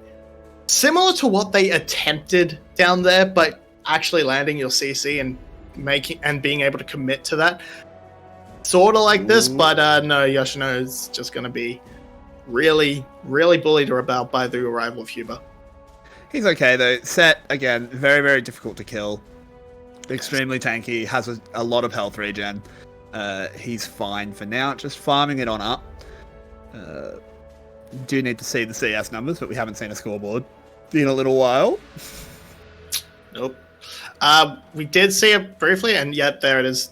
Decent, quite a big deficit, but the main deficit is still that top lane. Yeah. Divine Sundra to a Balmy Cinder and a Cloth Armor and a Null Magic Mantle. That Stark is so far behind, and everything in that top lane just stems back to that first failed attempt. Well, failed teleport, because Stark did not teleport until it was already way too late. Just gave free gold over to Pun, and he's just been able to leverage that into making good roams, making good plays around the map, and it has led to this massive gold advantage. It's a gold advantage that feels more massive than it is, because it's actually still only nearly about 2,000. So props to Flash for keeping the gold within spitting distance. Yeah. Yeah, they have kept it fairly close, which is impressive to say, as you said. But I feel like Cerberus is they're the one team in the VCS that I would actually trust to just kind of just be like, okay, we have a huge monkey, everyone else just chill out. We only need one monkey on our comp, and we've already got him. Speaking of the monkey, he did go for an engage there, but the disengage from Meliodas and Stark is good enough to get away. Yeah, very good disengage, and very good showing from Flash in terms of keeping things relatively stable after that disastrous early game. So this is actually overall a good sign for Flash. Despite the fact they got rocked early, they have kept they've kept the gold within the same 2,000 gold deficit. They haven't gained anything really, but they haven't lost anything. And that's really, really important when you're set behind so much, because at that point you shouldn't be able to make ways back in. But if you can keep it so where 2,000 gold becomes negligible, that's much easier to do. Looking for the engage, but it's just a bit of a slap. Just gives Yoshino a spank on the booty as he leaves. He's going to be Flash getting that Rift Herald. Potentially closing the gold gap a little bit, particularly if Pun gets caught, but it's a good flash away from the Malphite ult. He'll be just fine. Yeah. Ooh, and traded for the mid tower. That committal does mean that they're able to break down the turret that Yado prepared earlier. And these Rift Heralds, I don't even know where the first one went. It felt like it didn't do it. It either didn't see it or enough, or it just timed out. I'm going to assume it went top lane because somehow the top lane tower went down to one plate, and I don't think Stark managed to do that in the lane. So I'm going to assume it was dropped there. But now we've got 10 seconds of this dragon. Flash are the first ones in position, so maybe they can take this under the noses from Cerberus and slow down that Dragon Soul. Yeah, but again, it is just a Cloud Soul. Cerberus, I don't think they particularly care about getting a super early Cloud Soul. It's been a windy day on Summoner's Rift today. We've had a lot of Cloud Souls. Yeah, really has. But yeah, it's they don't have to fight this. They might choose to because they might think they're strong enough. There's a teleport from Wukong, just making sure he's Johnny on the spot, ready to fight. And with Cerberus having full control of this lower river, Flash is going to struggle to get into the midst of their lines. Yeah, it's a bit touch and go at the moment. There's not a lot of very strong angles that either team can really attack. Yoshino and Pun are going to come 1,000 health on it. It is secured by Meliodas. Can Flash escape? There's a good ultimate to stop that Wukong going too off. But the first kill is going to come in, and oh boy, it's not going well, but there's a good Malphite re-engage. Samira is spinning. Can she clean up Punch? She can. Now Div Kid, he's got to do it all. He's exhausted, but he has that shield bow proc. He has the style meter. He's spinning. He's healing. He just needs to clean up a few kills, but no, the spacing was good, and Cerberus defused the bomb. God, Flash, stop committing one after another. You could have just sacrificed Yoshino, walk away with the dragon. That's fine. That's an acceptable loss. But they just go in one at a time, again and again. Div Kid able to pop off a little bit, save that from being a complete and utter disaster, and it's just a regular disaster. So you see, look, Meliodas is caught out here by Pun. Yoshino pulls them away, but then Meliodas re-engages. Paulette caught on the other side. And look, just one at a time, they go in after each other. And it's just, yeah, Div Kid's able to do a lot of work down here, but it's not enough. That exhaust came in clutch and stopped Huber from going down. Great spacing from Artemis to get out of the last few ticks off the Inferno trigger. Stops it from Div Kid having a big old Samira moment, but it didn't need to come to that at all. Just sacrifice Yoshino. Walk away with the prize. That's what you need to do. Cut your losses, but they just overcommit in that try and cut their loss. They try and get overreach, and now after being so close and staying at that 2,000 gold, they've actually extended it to nearly 4,000 gold. Yeah, it's a shame. For so long, Flash held on. They did not let up a beat.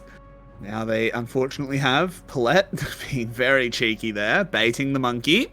The Rift Herald will go in, get some damage on the mid tower, but nothing particularly special. Flash definitely looking like they're floundering.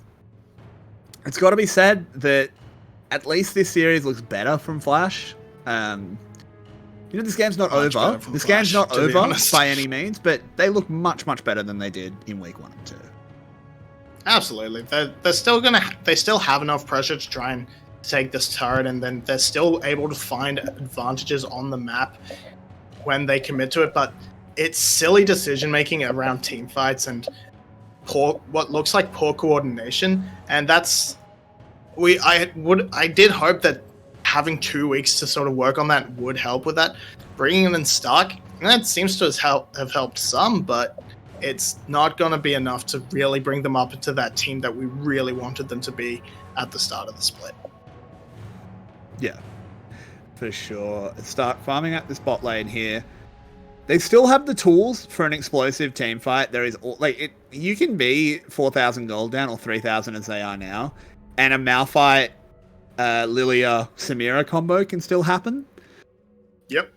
But they are behind the 8-ball for sure.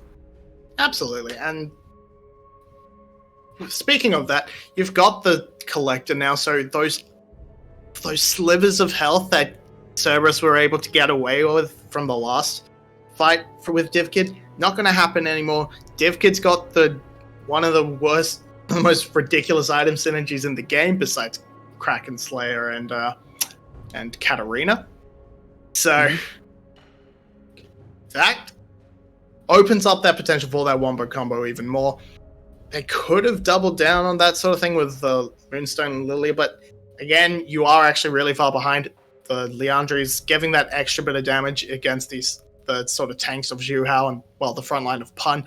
Going to be important. I'd like to see an Oblivion Orb come out next to get with the amount of healing that is on this team with Senna and Seraphine, but looks like they're going to just rush towards that Sonya's, which is a core component for our Lilia, but they need that healing reduction very soon. Not even a Thornmail on the side of Stark, which is just very questionable with the team comp that he's up against. It seems a little bit irresponsible, to say the least. Just a touch. Speaking of irresponsible, Meliodas has stepped forward. Yeah, he has, and Pun is going in, spinning and winning in the backside. He's going to get put to sleep. Can they find him and actually kill him? The show is stopped, but the encore is called. So Yoshino will have to continue going here as Pun charges away, does well, and in the end, no one goes down. It's just ult traded and health bars chunked. But Cerberus has by far the health bar advantage. Pun can back off and teleport back in, whereas Paulette, he's going to be stuck on half health. Yoshino could try and reset, but that's going to be the dragon. Looks like it's going to be given up unless Meliodas can pull off the steal. It's a 50-50. Yoshino going forward, trying to zone Zhu Hao, doing fairly well, but oh no, here we go! Meliodas charging on forward, trying to get everything done. DivKid's got a double kill already. He needs to try and get his star bar filled once more. Can he do it? He's kiting away, he goes down, but he's done enough. And this is Flash winning a fight. They ace Cerberus, and Flash are back in the game. They had absolutely no right to win that, but a huge play from Yoshino turns that around. They're going to try and turn that into the Baron. I think this may be a little bit risky with the health bars, but actually, you know what? You've got 2.5 tanks with the Gragas in there as well. You can probably take it down. It's just going to be a little bit slow without DivKid. Yeah, it will be. I don't think anyone's going to be able to get there in time, though. This should be a pretty free Baron. Set, of course, has his regen, and Lilia deals a fair damage. Yes. So, suddenly, we have a game. However, they did give up the dragon for that. They are not going to be able to go claim that in time, as Cerberus is making a beeline straight forward. And here we see Yoshino, he gets chunked out by a huge face breaker onto Artemis, and Huber just turns that fight around, lives with a sliver of health, and then DivKid does so much damage in the back half of that fight. Does go down, unfortunately, is probably not going to... Actually, no, I think he respawned in time for the Baron, so still gets to reap the benefits, but yeah, just huge play from the star members of Yoshino and DivKid. Showed up massive last game, showed up massive in that team fight. And that is what is going to be necessary to drag Flash over the line. They do have a lead. That all of a Warmog sudden. second from Stark. Wow. Okay. All right. That's definitely a decision. That, Okay. That's a lot of percent health damage, Stark. You're aware of that. I think the idea is, I think he's going to do the thing that people used to talk about Ornn's doing. Just in rough matchups, where you walk up, trade 3/4 of your health bar to clear a wave, and then walk back and just Warmogs regen it all. And he's just going to sit in the side lane. Yeah, I guess there's that, and I guess now he's building towards that Bramble Vest, but I would have liked to see the Bramble Vest stopped off first, just to make sure the Senna and Seraphine are much more reduced in their effectiveness, but he's going to get there eventually. They won that last team fight, so clearly I don't know anything. But now they've managed to get pressure enough to push into this bot side jungle and try and siege down this mid lane, but they, once again, very short range composition. They cannot set up a good siege. They have to rely on these cannon minions, but there's only so much they can do. Yeah, it's very true. Look at that red side jungle. So red wards Christmas everywhere. So we're sort of seeing a bit of a 1-3-1 as Pun came down to help defend that bot lane inner turrets, given Stark a bit of liberty to just push in a massive minion wave into this tower. It's gonna crash into Pun, so he's gonna collect a good amount of that, but that should still be a decent amount of... Oh no, never mind. The cannon minions have decided they hate monkeys. They are very much Team Zilla and do not want to touch the towers. They really do not like the Kong. No, they do not. They are. Absolutely. As Yoshino pushing down here on the bottom side, that siege minion firing, but the Baron buff expires, and a tower in the mid lane will be the one picked up. Yeah, and okay, I actually have no idea where Stark's going with this build with that null magic mantle anymore. So I give up. Never mind, there's an engage. That there is. Pun is spinning. He's holding them off for now, and now actually, of course, got away. I got a little bit baited by his clone. He goes back in, though, and bang! The rock is chipped away! Oh, no. Everything starts off so well, and then it just falls apart for Flash. They just did not have the damage, and turns out the Wukong does at 6 and Bonk. 2. Bonk, Yeah. Bonk. Monkey with an axe. Monkey with an axe. Turns out it's pretty good. Yeah. Monkey with an axe. I have Godzilla on the brain. I'm sorry. Yeah. Godzilla. I'm so keen for that movie, but let's we can confine our monkey talk to when we're off cast. As it is now that about 1.3k gold lead for Flash. Not really much of a gold lead at 28 minutes, but the fact that it's a lead at all is really good. They weren't actually able to make too much out of that Baron. They claimed it as a prize for the team fight, which pretty much put them into the lead. Then they just took the Baron on top of that. I think they got like 1 or 2 towers. So not the worst, but because they just didn't have any towers to begin with, it's not actually that effective in terms of getting that map pressure. Now there's 30 seconds to the next drag, and this is going to be Sol. It's going to be a very important fight for them. And that's where we're starting to see itemization really matter. Yado has his Void Staff, as Melios just gets ejected. Yeah, he's out of there. This Lilia not having the biggest impact so far. Need to see some big sleeps coming in. Not that it's super easy, of course. Has to navigate with very low health and low resistances. Dragon spawning in 8 seconds. Flash did already use the sleep onto Huber, but that's just going to be healed up. But sure, Yoshino using that ultimate there doesn't really get much out of it. 2,500 health. There's the dragon secured. Cerberus will not be securing a soul today. Pun and Stark having a bit of a tango on the bottom side there as Paulette goes low. Yoshino doing really well, though. Can Div Kid pop off? He's got the star meter charged. Look at all of the damage coming out. Div Kid, he's got 2! And Flash are winning the fight. Pun, he's going to spin, but he's 1v3. He's a big monkey, but even the biggest monkey can't do this one. Stark, he might go down. Nope, flashing away. Pun desperately trying. On the other side, though, Yado claimed by Yoshino. Pun finally falls. And Flash, Ace, Cerberus, they look like we might be going to a game 3. They might be able to end it right here. They have huge tanks that can just tank the turret for days. They have their entire team up. If they tank this correctly, Stark's on full health. This should just be a win. Yeah. Artemis is up shortly, so it might get a bit dicey. But if they, this should be a win. They have the Gragas barrel. It should be pretty easy. Yeah, I think they can just. Ooh, it's getting a little dicey, but the Nexus is exposed. They just have to focus the Nexus. There's 1 kill, but yeah, with Artemis going down, I don't think there's anyone that can stop them. This will be Flash picking up the win and taking us to a game 3. That is only their 2nd game win of the split. And it was a fantastic performance, predominantly out of Yoshino, making some really fantastic set plays. Yoshino and Div Kid both coming up huge in these later mid to late game team fights. Absolutely carrying the team on their backs. Huge step up from Div Kid. I'm really glad to see it. Yeah, I'm talking to a weird Revendreth cat butt. Sorry.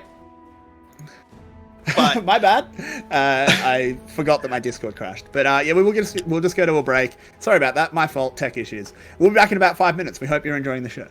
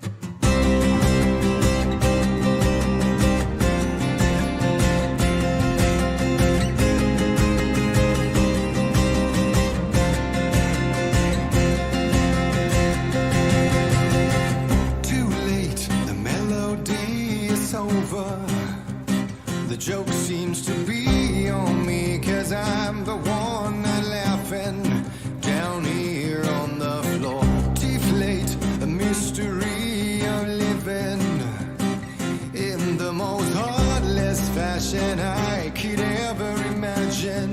No pretense of decor. Another place and time without a great divide, and we could be flying deadly high. I sell my soul to dream you wide awake. Another place and time without a warning sign, and we could be giant angel style. I'll sell my soul to dream you wide awake. I'll dream you. Welcome back, everybody, to VCS English. We have a game 3. It's a 6-game day, lads. Welcome back. You got 2 weeks off, so we're putting us back to work. But let's I didn't warm my throat up properly. I have a cold. I have quite a bad cold. But we are heading into game 3. And Rebel, what was your take on game 2? Man, like, whoever wins the early game is just destined to lose the game, apparently, because it's happened now 2 games in a row where a team takes control and then immediately throws and just loses the game afterwards, because it looked like both teams were capable of doing it. The Bonk comp didn't work because I don't think they were ever really able to link up the Orianna and the Wukong in any really functional way, which was unfortunate. The Senna didn't quite get to 3rd, 4th item. You have rapid fire cannon, which isn't abnormal. It just feels weird when you have an Infinity Edge, which gives you a lot more DPS to start with. But I get why rapid fire cannon felt necessary, just because you need the range. But yeah, I feel like they failed to execute on the fact that their composition, it hits hard really quickly, and because of that, they just kind of tapered off. Yeah. Marby, what are some of your takes from game 2? Yeah, it certainly wasn't a bunk comp, more of a comp. They started well. They got the bunk going, but they couldn't quite get the nice crisp K on the end.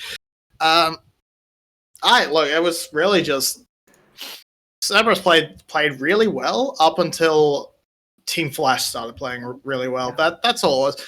It looked over from the start, and Flash did really well to keep the gold at that 2,000 gold deficit from 6 minutes to about 15, maybe 20. Then they slipped a bit, but then great plays from Yoshino, great plays from DivKid in those team fights. Really crisp and clean team fighting. No, not really crisp and clean, but clutch team fighting, shall we say. That managed to bring them back into it, and DivKid just was able to get those kills to bring the gold up, and it was mostly Yoshino setting him up and DivKid knocking him down. Yep. Going into game 3, I mean, you guys predicted Flash taking a game. You were the ones that had faith. We are into the champion select. Sorry, I was restarting my stream, so I didn't notice the transition. But we are into champ select. Zoe and Camille are removed. Rebel, can Flash get over the line? I mean, right now, the way that they're playing it kind of looks like it, especially DivKid, man. Like, today, he came out with absolutely no intentions of letting anyone leave with any blood whatsoever, because he's gotten all of it so far in every single game. In fact, even in game 1, I mean, I put him as one of the best, if not the best player in the game. Did the same thing last game where he just absolutely popped off. He's been going crazy right now. Yoshino's helping him out. Stark seems to be locking it down in the mid lane.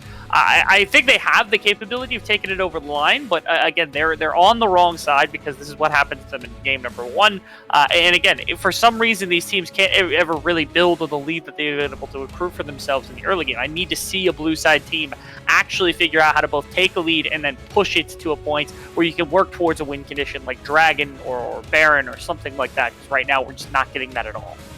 Interesting, taking the Renekton as the first pick. I don't think I like that particularly much. I think working towards Yoshino being one of your stronger points, trying to, if you can, get him a nice counter pick or something. I think that's more what you should be doing as Flash, but it still could be flexed around with Stark. We can still see what happens. Renekton in the mid lane is not completely unheard of. I'm not in Uh, love with this already. The Lilia has not been like the best today, if I'm being Son! completely honest. Like I haven't seen Mel Son! Sorn Meliodas. Why? No. Okay. I'm liking this less. Because at Yeah. first it's like, okay, I can understand Renekton B1 where you got Stark and you've got Yashino. It's like, okay, you can flex it, you can put it top lane, it's still a really strong champion. And you flip to CES where it's like, okay, they grab Lily, it's like, I don't really like that. Kai's is great. Pair now with Leona really liking what CES is doing for the most part. And Flash disappoints me with both the combination of A, pigeonholing their composition into very low range with Samira, and 2, a Nidalee which has not inspired any faith after what Soren did earlier today. That said, the one thing that Sorn didn't have was Renekton in the top lane. Renekton Nidalee is an established combo. Yoshino has been having a very, very good series, even in game 1 that they lost. He was excellent on the Aatrox. I don't mind sticking Yoshino on Renekton, giving him a Nidalee that'll camp his lane. I think the biggest, pun has not been amazing, let's be honest, in this series so far. I think you just abuse the top gap. I understand, after what we saw Sorn do, don't pick Nidalee. But I like it to pump Yoshino up.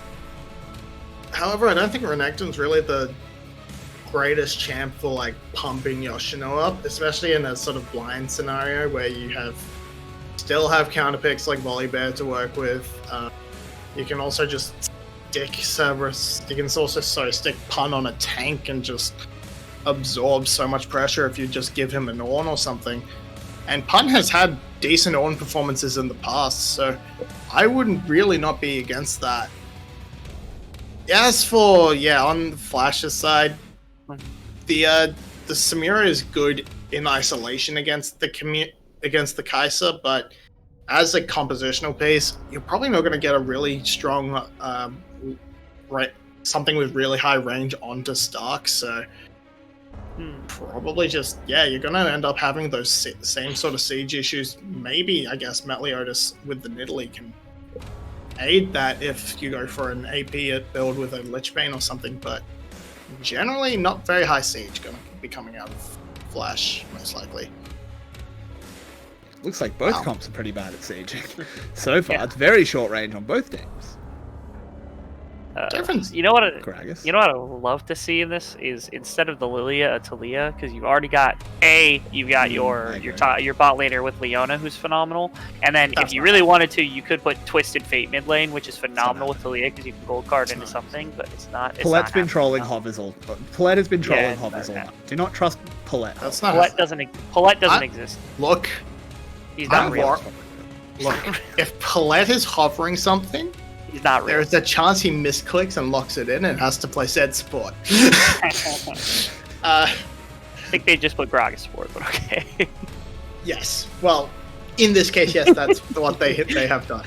But I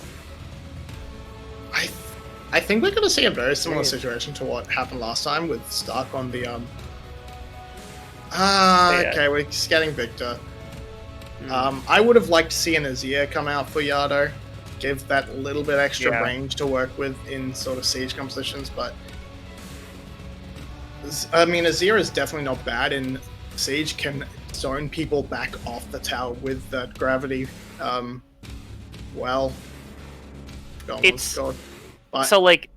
Victor works in a siege sense with that laser, but Azir gets a no button. Where it's like, okay, Victor's like, oh, you can't walk there. That's quicksand. Don't walk on that. And Azir's like, no, you walk there? No, bad. Elsewhere, now. And he just pushes away Div Kid, who's ulting in with Samira, or Stark, or Yashino, or whoever's able to actually get in on top. And that just fits so much better. You're absolutely right. I couldn't possibly agree more that Azir probably just demolishes this so much harder than what a Victor will. And something worth mentioning is Yoshino is going to be the one on the Malphite rather than Stark, so I guess we're going to be buffing Stark, which is, I would have thought you'd give the more mechanical champion to Yoshino rather than.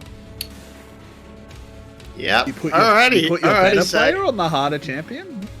Alrighty, sick. Very interesting. I mean, I don't understand that decision. Yoshino's been playing really, really well. Why not put Stark on, like, you put Stark on Rumble? He knows how to press R. Malphite's the same. You just press R. You put Stark on Malphite last game. I don't get it. But, Rebel, who's winning the series and what are your closing words? I really think this is going to be a hard game for Cerberus, believe it or not. I think that they've kind of pigeonholed themselves in a bad situation, although I'm not a firm believer in the mid lane Renekton with Yoshino on the Malphite, so I'm going to call it CES in 2-1. Yep. Fair enough. I mean, I agree. I think Cerberus's draft is actually quite bad. I just don't think you should have put Stark on Renekton. That's my only big objection. I think it just should have been the other way around. I do think Cerberus it's just not a good draft. But Marby... Sorry, go ahead.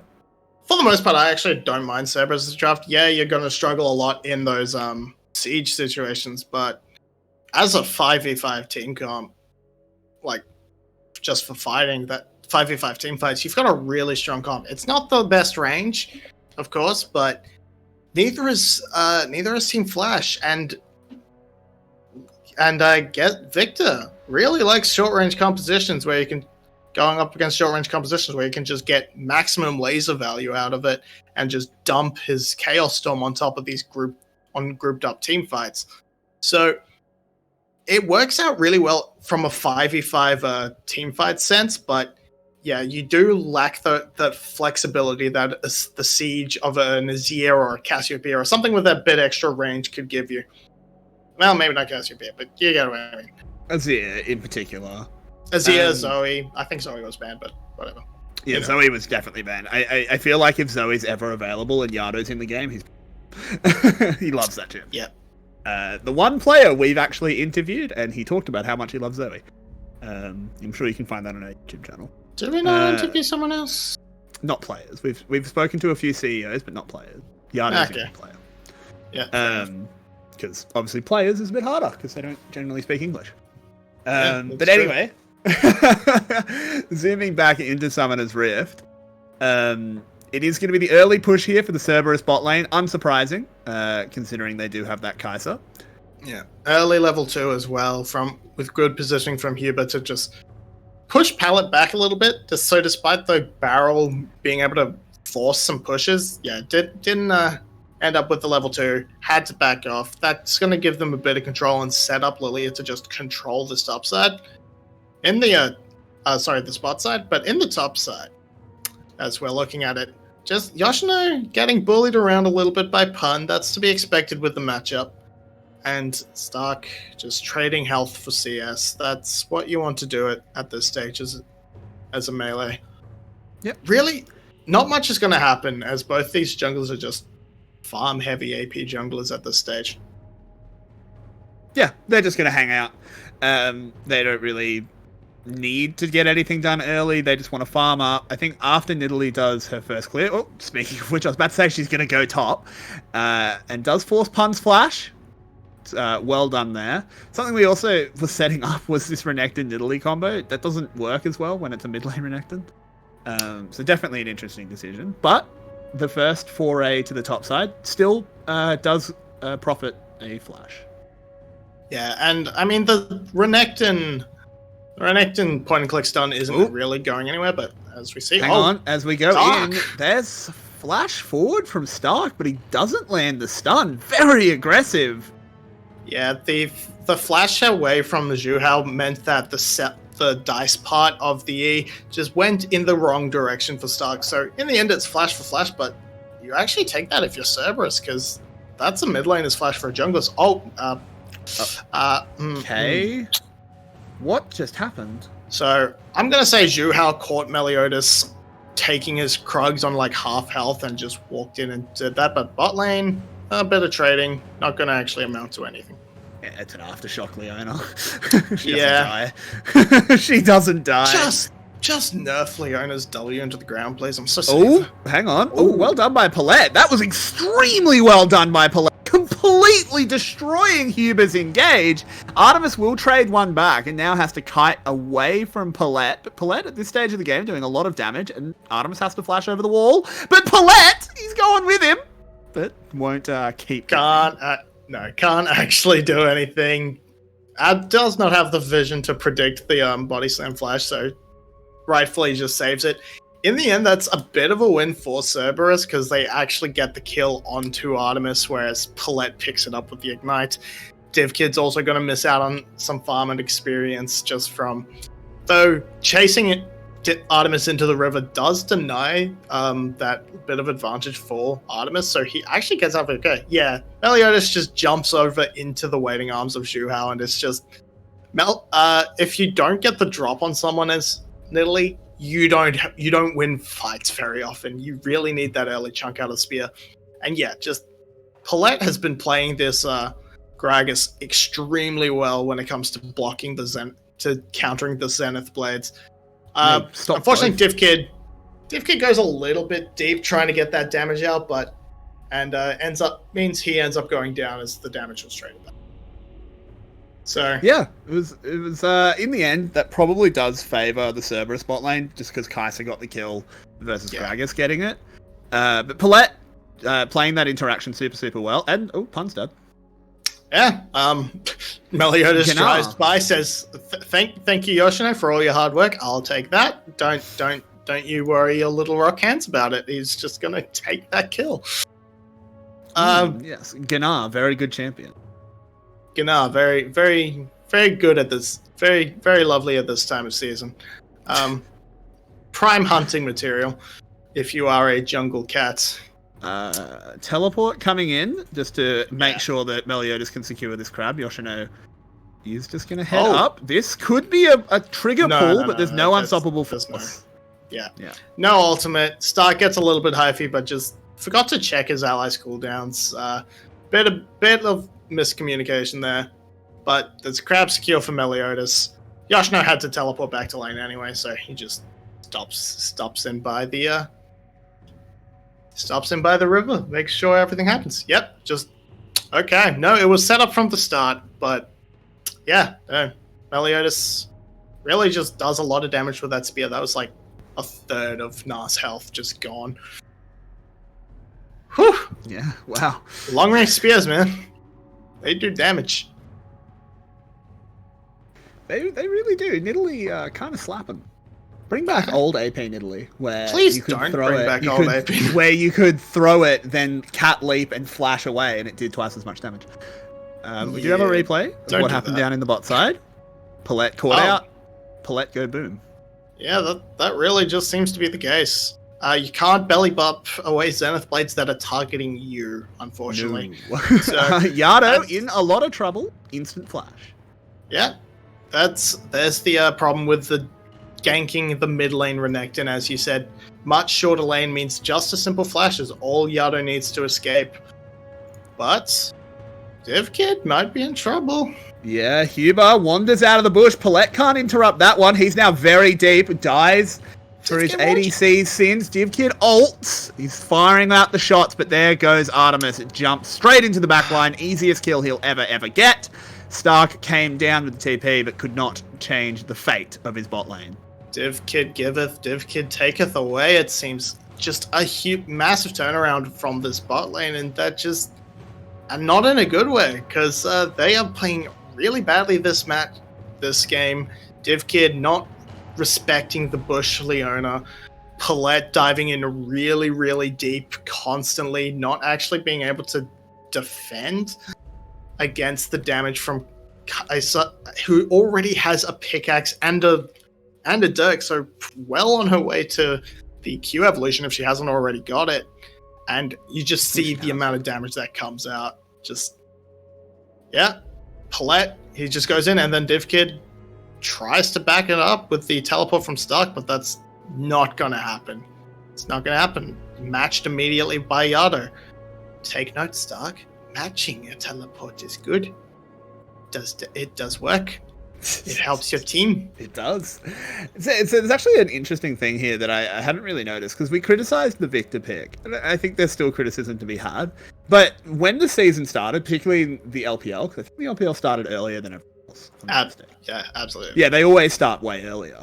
But they started, and I think Samira was like enabled early or something in the LPL, and she was giga broken. It was her first patch. She was ridiculous. But they just kept picking Victor into her, and Samira did nothing. She altered, and then it's just Chaos Storm, and it's just like, okay, I die now. Yep, pretty much. And we saw that play out there. She tried to use her ult, Chaos Storm. Lol. Chaos Storm plus Goodbye. plus Chaos the Storm. Bye-bye. Yeah, that plus the gravity well means Samira just sort of has a bad time, which is why she's not actually broken. You're just bad at playing League of Legends, guys. She was on that patch. The patch I'm talking about. She was definitely overtuned. She was but giga broken. Absolutely has count. She absolutely had counterplay. Reducing her lifesteal and crit damage on the ult did need to happen, I will admit. But Meliodas. Gnar, once again, in some trouble. Meliodas does not land the stun. A lot of damage being dealt, and they finish him off. The Gnar will be sent to the grave. Doesn't really work. Yeah. Yeah, but it doesn't work using a word that already starts with a hard G. Yeah, I know. Leave me alone. But we're going to see... Down on the bot side, there's the Solar Flare. Paulette doing well on that Zenith Blade once again, but the flash is good. In goes the Kai'Sa inside that Blade World. DivKid cannot stop her. And that is going to be a free kill. On the top side, Zhu Hao does not have access to the Lilting Lullaby, so Yoshino and Meliodas are completely safe. The Swell Seed also did not land, so extra safe, no slow to worry about. But that is still going to be pressure that Yado can turn into at least one turret plate. And across the map, especially the spot lane, it's just time and time again. DivKid cannot deal with this Leona. It is too strong with this point and click stun onto DivKid. You can't outplay Leona. It's just you can't do it. That said, like Dumb champion. Press flash, DivKid. He had flash the whole time. He gets away with that. Like, come on, use your summons. Sure. He's saving it for next. He's saving it for next week. He's learning from NA's best. Yeah. Maybe he'll learn from NA's best and retire. Oh, that's not fair. He's played really well this series. It's just a bad game. It's just been a bad game. Oh, the dash got interrupted. He's dead. Yeah. He didn't time it well. That's really quite bad. I don't know why he was that far forward and then just misplays the E. Oh, that's not what we want to see. Yeah, so I'm going to assume his E was on cooldown initially when the first stun comes through from Huber, and then he can't get it off. The E brings the Leona to him, can't actually E over the wall because now there's a Leona on top of you. It's just going to be an instant stun knocker. But that's going to be another pick. That's going to give heaps of control over. Oh, but there's pick here. Paulette is getting it going. In goes the Samira, trying to charge up that style bar, but instantly killed by that Leona. Too much CC for DivKid to really pop off. There is a trade back. Stark extremely low. Yoshino trying to get out of there. Stark on a sliver of health. Dies to the damage from the Zenith Blade. Huber trying to get away from Yoshino, but the Unstoppable Force is used and the flash. So Yoshino, can he get out? No. Artemis hunting him down, and the hunting's good. And Cerberus will win. Yeah, they win that fight pretty comfortably. 4-for-2, even though Flash started the party. Yeah, absolutely. Again, DivKid tries to start off, but the W from Victor just means you can't do anything with the ultimate. You can't do anything and then the Chaos Storm on top of that just deleted so much damage coming out from Yado already, especially onto DivKid, who ends up CCing herself with that ultimate. That's going to be another dragon picked up, rolling onto a mountain rift. That is going to just make taking these fights even harder, as Leona is going to be impossible to kill. You see DivKid tries to build up Sal, instantly stunned under the gravity wheel. Yeah. Then Pun comes in to just clean up Meliodas on the backside. Stark. Poor Stark.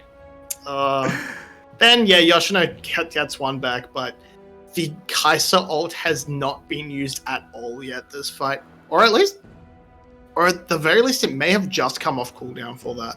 But either way, it gets used, cleans up Yoshino. Only Palette gets to walk away and admire his mistakes in forcing that engage. Palette walks away, dusting his hands. Well, I engaged. My job here is done. Oh, my team died. Oh, my team is terrible. I hit the barrel. It feels like he hit the barrel between these games because the players just having he a bit should of a nap. be fine. Has made enough distance. He's fine. But yeah, definitely hit the barrel between games because he is still night and day putting it out there. performance. Just putting it out there. $100 Patreon. If we get $100 on Patreon, I'll do a Gragas cosplay. Trust me, I'm big enough.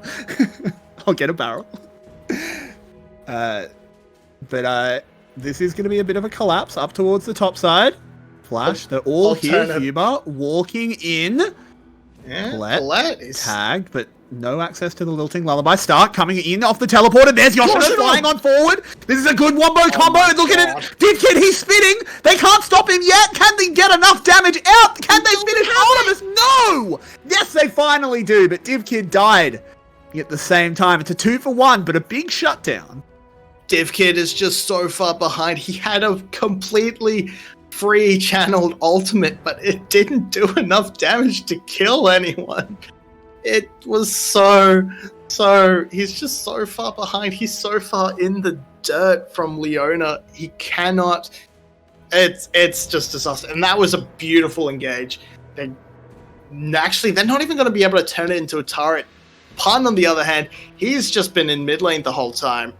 Okay, Flash are going to try and convert into a mid lane hero, but Pun Pun and Huber are ready to contest. They may be able to get an exit kill here. Yeah, it's possible, Yep, but yeah, this should be Meliodas going down. Oh, no, he gets over the wall and has a blast cone. He's actually safe. Okay. So they will get the Herald and evacuate, quote-unquote, safely. About as safe as a boat at Dunkirk, but, you know, they got out. That's what matters. Yeah, and that's gonna force backs off, desynced backs at that. So that's gonna open up a lot of free pressure onto Yoshino, who's just... Okay. Yeah, he's gonna ult away. Manages to survive, but that's a tower down and up Stark step. Yeah, Is dead. Yep. just a lullaby into a lot of damage from Yado and Zhuhao. That's just how it be. And that's going to be 2 towers plus a kill on top of that, just from the desynced backs. Meliodas and Palette having to go back means they can't assist their solo laners in relieving pressure around these turrets. That's just a nice gold injection into Cerberus. They're about 4k ahead. They have a minute and a half for this Baron, but Palette just died again. Palette. It's gotta be said, I think Palette, his discipline is not great this split. Yeah. One of the biggest problems on the team. He lives and dies by, like, the mood of the team, and as soon as the mood is bad, it feels like he just fully unplugs and just goes full solo queue, I don't care anymore mode. Yeah, he's absolutely not playing to his champion strengths either. He's building the Imperial Mandate on the Gragas, which means you are very squishy. You are a very squishy Gragas. You do not have that tanky capability, especially if you're going phase rush on top of that. So he's just going to be... If it's Moonstone. It's not. There's It's not. Kindle It's- Gem. I know. So, yeah, he's just walking in, trying to face check as if he's a tank, but he has built next to no tank stats. He's got a few hundred health to his name, and yeah, it's just he's 1-4. He's just and dead. he's 1-5. This is shocking out of Palette. Div Kid is caught by this solar flare, but does manage to get away. Yoshino ulting, but he'll go to sleep. And you can't be sleeping on the job, Yoshino. You're going to get taken down. And Flash is absolutely falling apart. They're just getting dismantled. Yeah, absolutely. You can see the mental is gone from Flash. Which they won a really good game. They won game 2. They should, if anything, have the mental edge, but it's just not. It's just not here. It's completely gone. And Meliodas appears to be trying his best. So does Yoshino for the most part, but the bot lane has just completely collapsed this game. It is pure disaster down there. They are combined 1-10. They are more than half of the kills that Cerberus has picked up. Just that bot lane. And Stark, he just wants CS, but he's got enough discipline to back off. Oh no, he didn't back safely. He didn't back far enough off, as the Solar Flare does not quite stun, and the flash away from the Zenith Blade will mean that the Crocodile lives another day. Up on the top side, they're going to try and get onto Pun, and he just walks away. The teleport from Yado potentially dissuaded any further dives, but yeah, Flash not able to get anything ready. No, not willing to, not really committing anything, but they get a teleport out. So that is a small victory, but unfortunately, you don't really want small victories that don't actually net you any gold. No, and it's not good enough. So a bit of a TP advantage over Yado. That's great, but Yado for the most part is going to be grouping anyway. It's Pun you need to try and remove the teleport from. So it's just not going to be an advantage that amounts to anything. There's still a bit of time until the next dragon, so that's when a fight is definitely going to happen, and probably we're going to see either the throw from Cerberus, as we've seen millions of times. Having a nap. They're going to try and turn this around. This might have been a bridge too far here for Cerberus, but I think the wallets, they're just beating them to death. Oh no! That was a really good counter engage out of Flash, but they're just too far behind. Absolutely, just way too far behind. It's like me trying to pick a fight with Elon Musk, and then he just brings out his wall and just smacks me around the head with it. To be fair, like Elon Musk, I think I'm not going to get into it. I hate Elon Musk with a passion. But anyway, let's not get into it. You've gone off. I'm sick, Vinny, Marby. I'm sick, and we've gone to 6 games. Yeah, I have a really bad cold, and it's 3 a.m. It is getting to that. It is getting like that. But anyway, really, there's just nothing Cerberus can do at this point. They need to find fights at a numbers disadvantage for Cerberus. They need to just try and get picks and use that. But Cerberus, yeah, they're grouping up extremely well. They're responding to everything. They tried to pick on Pun, but Gnar is really good at escaping dives or like ganks, and with the teleports to back him up, just you can't find the picks there. Yado and Artemis are all sticking together with Yuba, so and Dark, it's Flash that are the ones getting picked off because they're not grouping up and working together. They are just 5 individual players suffering this very well coordinated Cerberus just roaming around the map and picking them off. There's a Baron. They now have a Baron, so they can set up the siege and the split push with Gnar. There's nothing Flash. I mean, there's something Flash can do like this, but they are not working together. Yeah, they're just engaging. Like they're trying to get something done, but there's just, I mean, come on.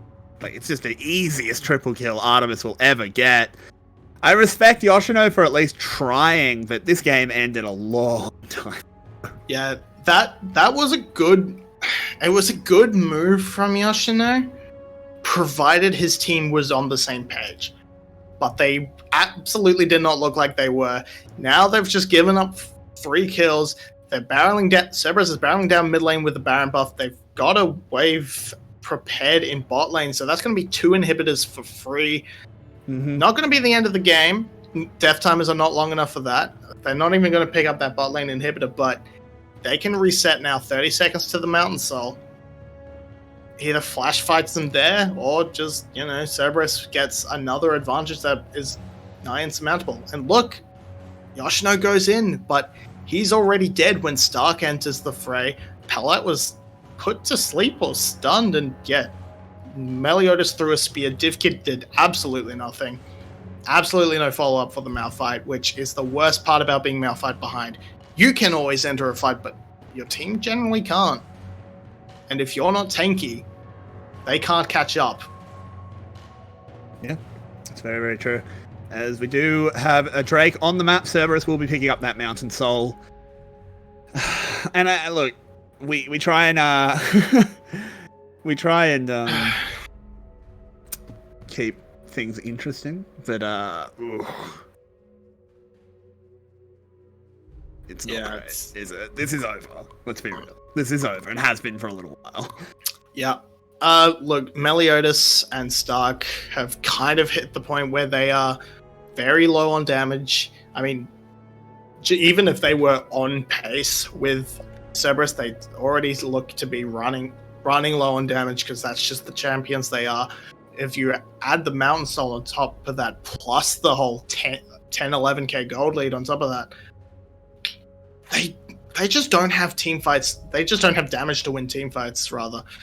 And that's really just gonna be a slow bleed out for Flash unless they try something like this. Maybe get some gold back, but but is it's just gonna lasting. Yeah, he dies. Okay, they get a little bit of gold, but it's answered with a kill onto Paulette. To be fair, Paulette's probably worth about as much as a caster minion at this point. Remember, he got that very early kill, so he's got 8 deaths in a row. They're just walking forward, like taking the third inhib tower. They'll potentially take another inhib. It's not the third, because bot lane is still up, of course. But they can just rotate into it. Yeah, and then, you've got double super minions every wave. They can take whatever fight they want. At the very least, this game will go for another minute and a half to the Baron. In which case, Cerberus can just walk in with giant minion waves with double supers and just take the base, and then Flash will have to fight them under their Nexus towers. That's just how it's going to go at this point, unless Flash pulls out some kind of miracle, which is a miracle so amazing. I can't even fathom what it would have to be. It would have to be like somehow stalling out till Samira gets like 2 more items, and then you get the Malphite ultimate into a massive, like a 5-man Malphite ultimate into a 5-man Inferno trigger. That's just not going to happen. That's just realistically not going to happen. Even at this point, like a 5-man Unstoppable Force into a 5-man Inferno trigger, they probably go 3 for 3 in that fight, and that's like best case scenario. It's just so like also like this is a little bit off the topic, but it's kind of hard to talk about this game as if it's not over. Chem Tank Malphite, what do you think? I don't hate it. Like, it's probably not as great here where it's on this patch where it's still a very magic resist heavy item, but especially in the later patches where it's more even split with armor. Righteous Glory was always a good item on Malphite. Chem Tank does the same sort of thing. I still think probably going either Sunfire or Frostfire is better for the most part, because you don't really have too many issues getting into fights as Malphite. You just press button. But yeah, exactly. It's not bad. It's definitely not bad. Yeah, you could do I definitely don't think it's optimal. That said, there is a lot of magic damage on the enemy team, so maybe it works out alright, but never mind. Yoshino going very low. He tries to ult, but dies before he even connects, and this is finally the death of Flash, I believe. DivKid nearly has that star meter charge. Can we see any miracle? See a kill back!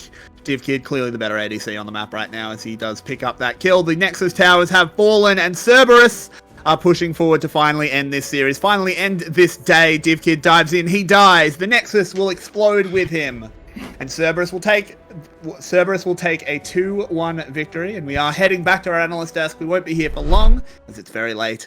But Rebel, what was your take on Game 3? That was just, I think it was the first performance we've actually seen out of Cerberus's bot lane the entire series. For the most part, it's been DivKid just kind of running things, and this time it was Artemis and Hugh showing up for the first time, and I think it was exactly what the team needed. This is, I think, arguably the best showing we've seen from not only Cerberus, but also from Flash, though, so much better signs coming out of the break from both these teams. Yeah, I very much agree. Marby, what are your takes?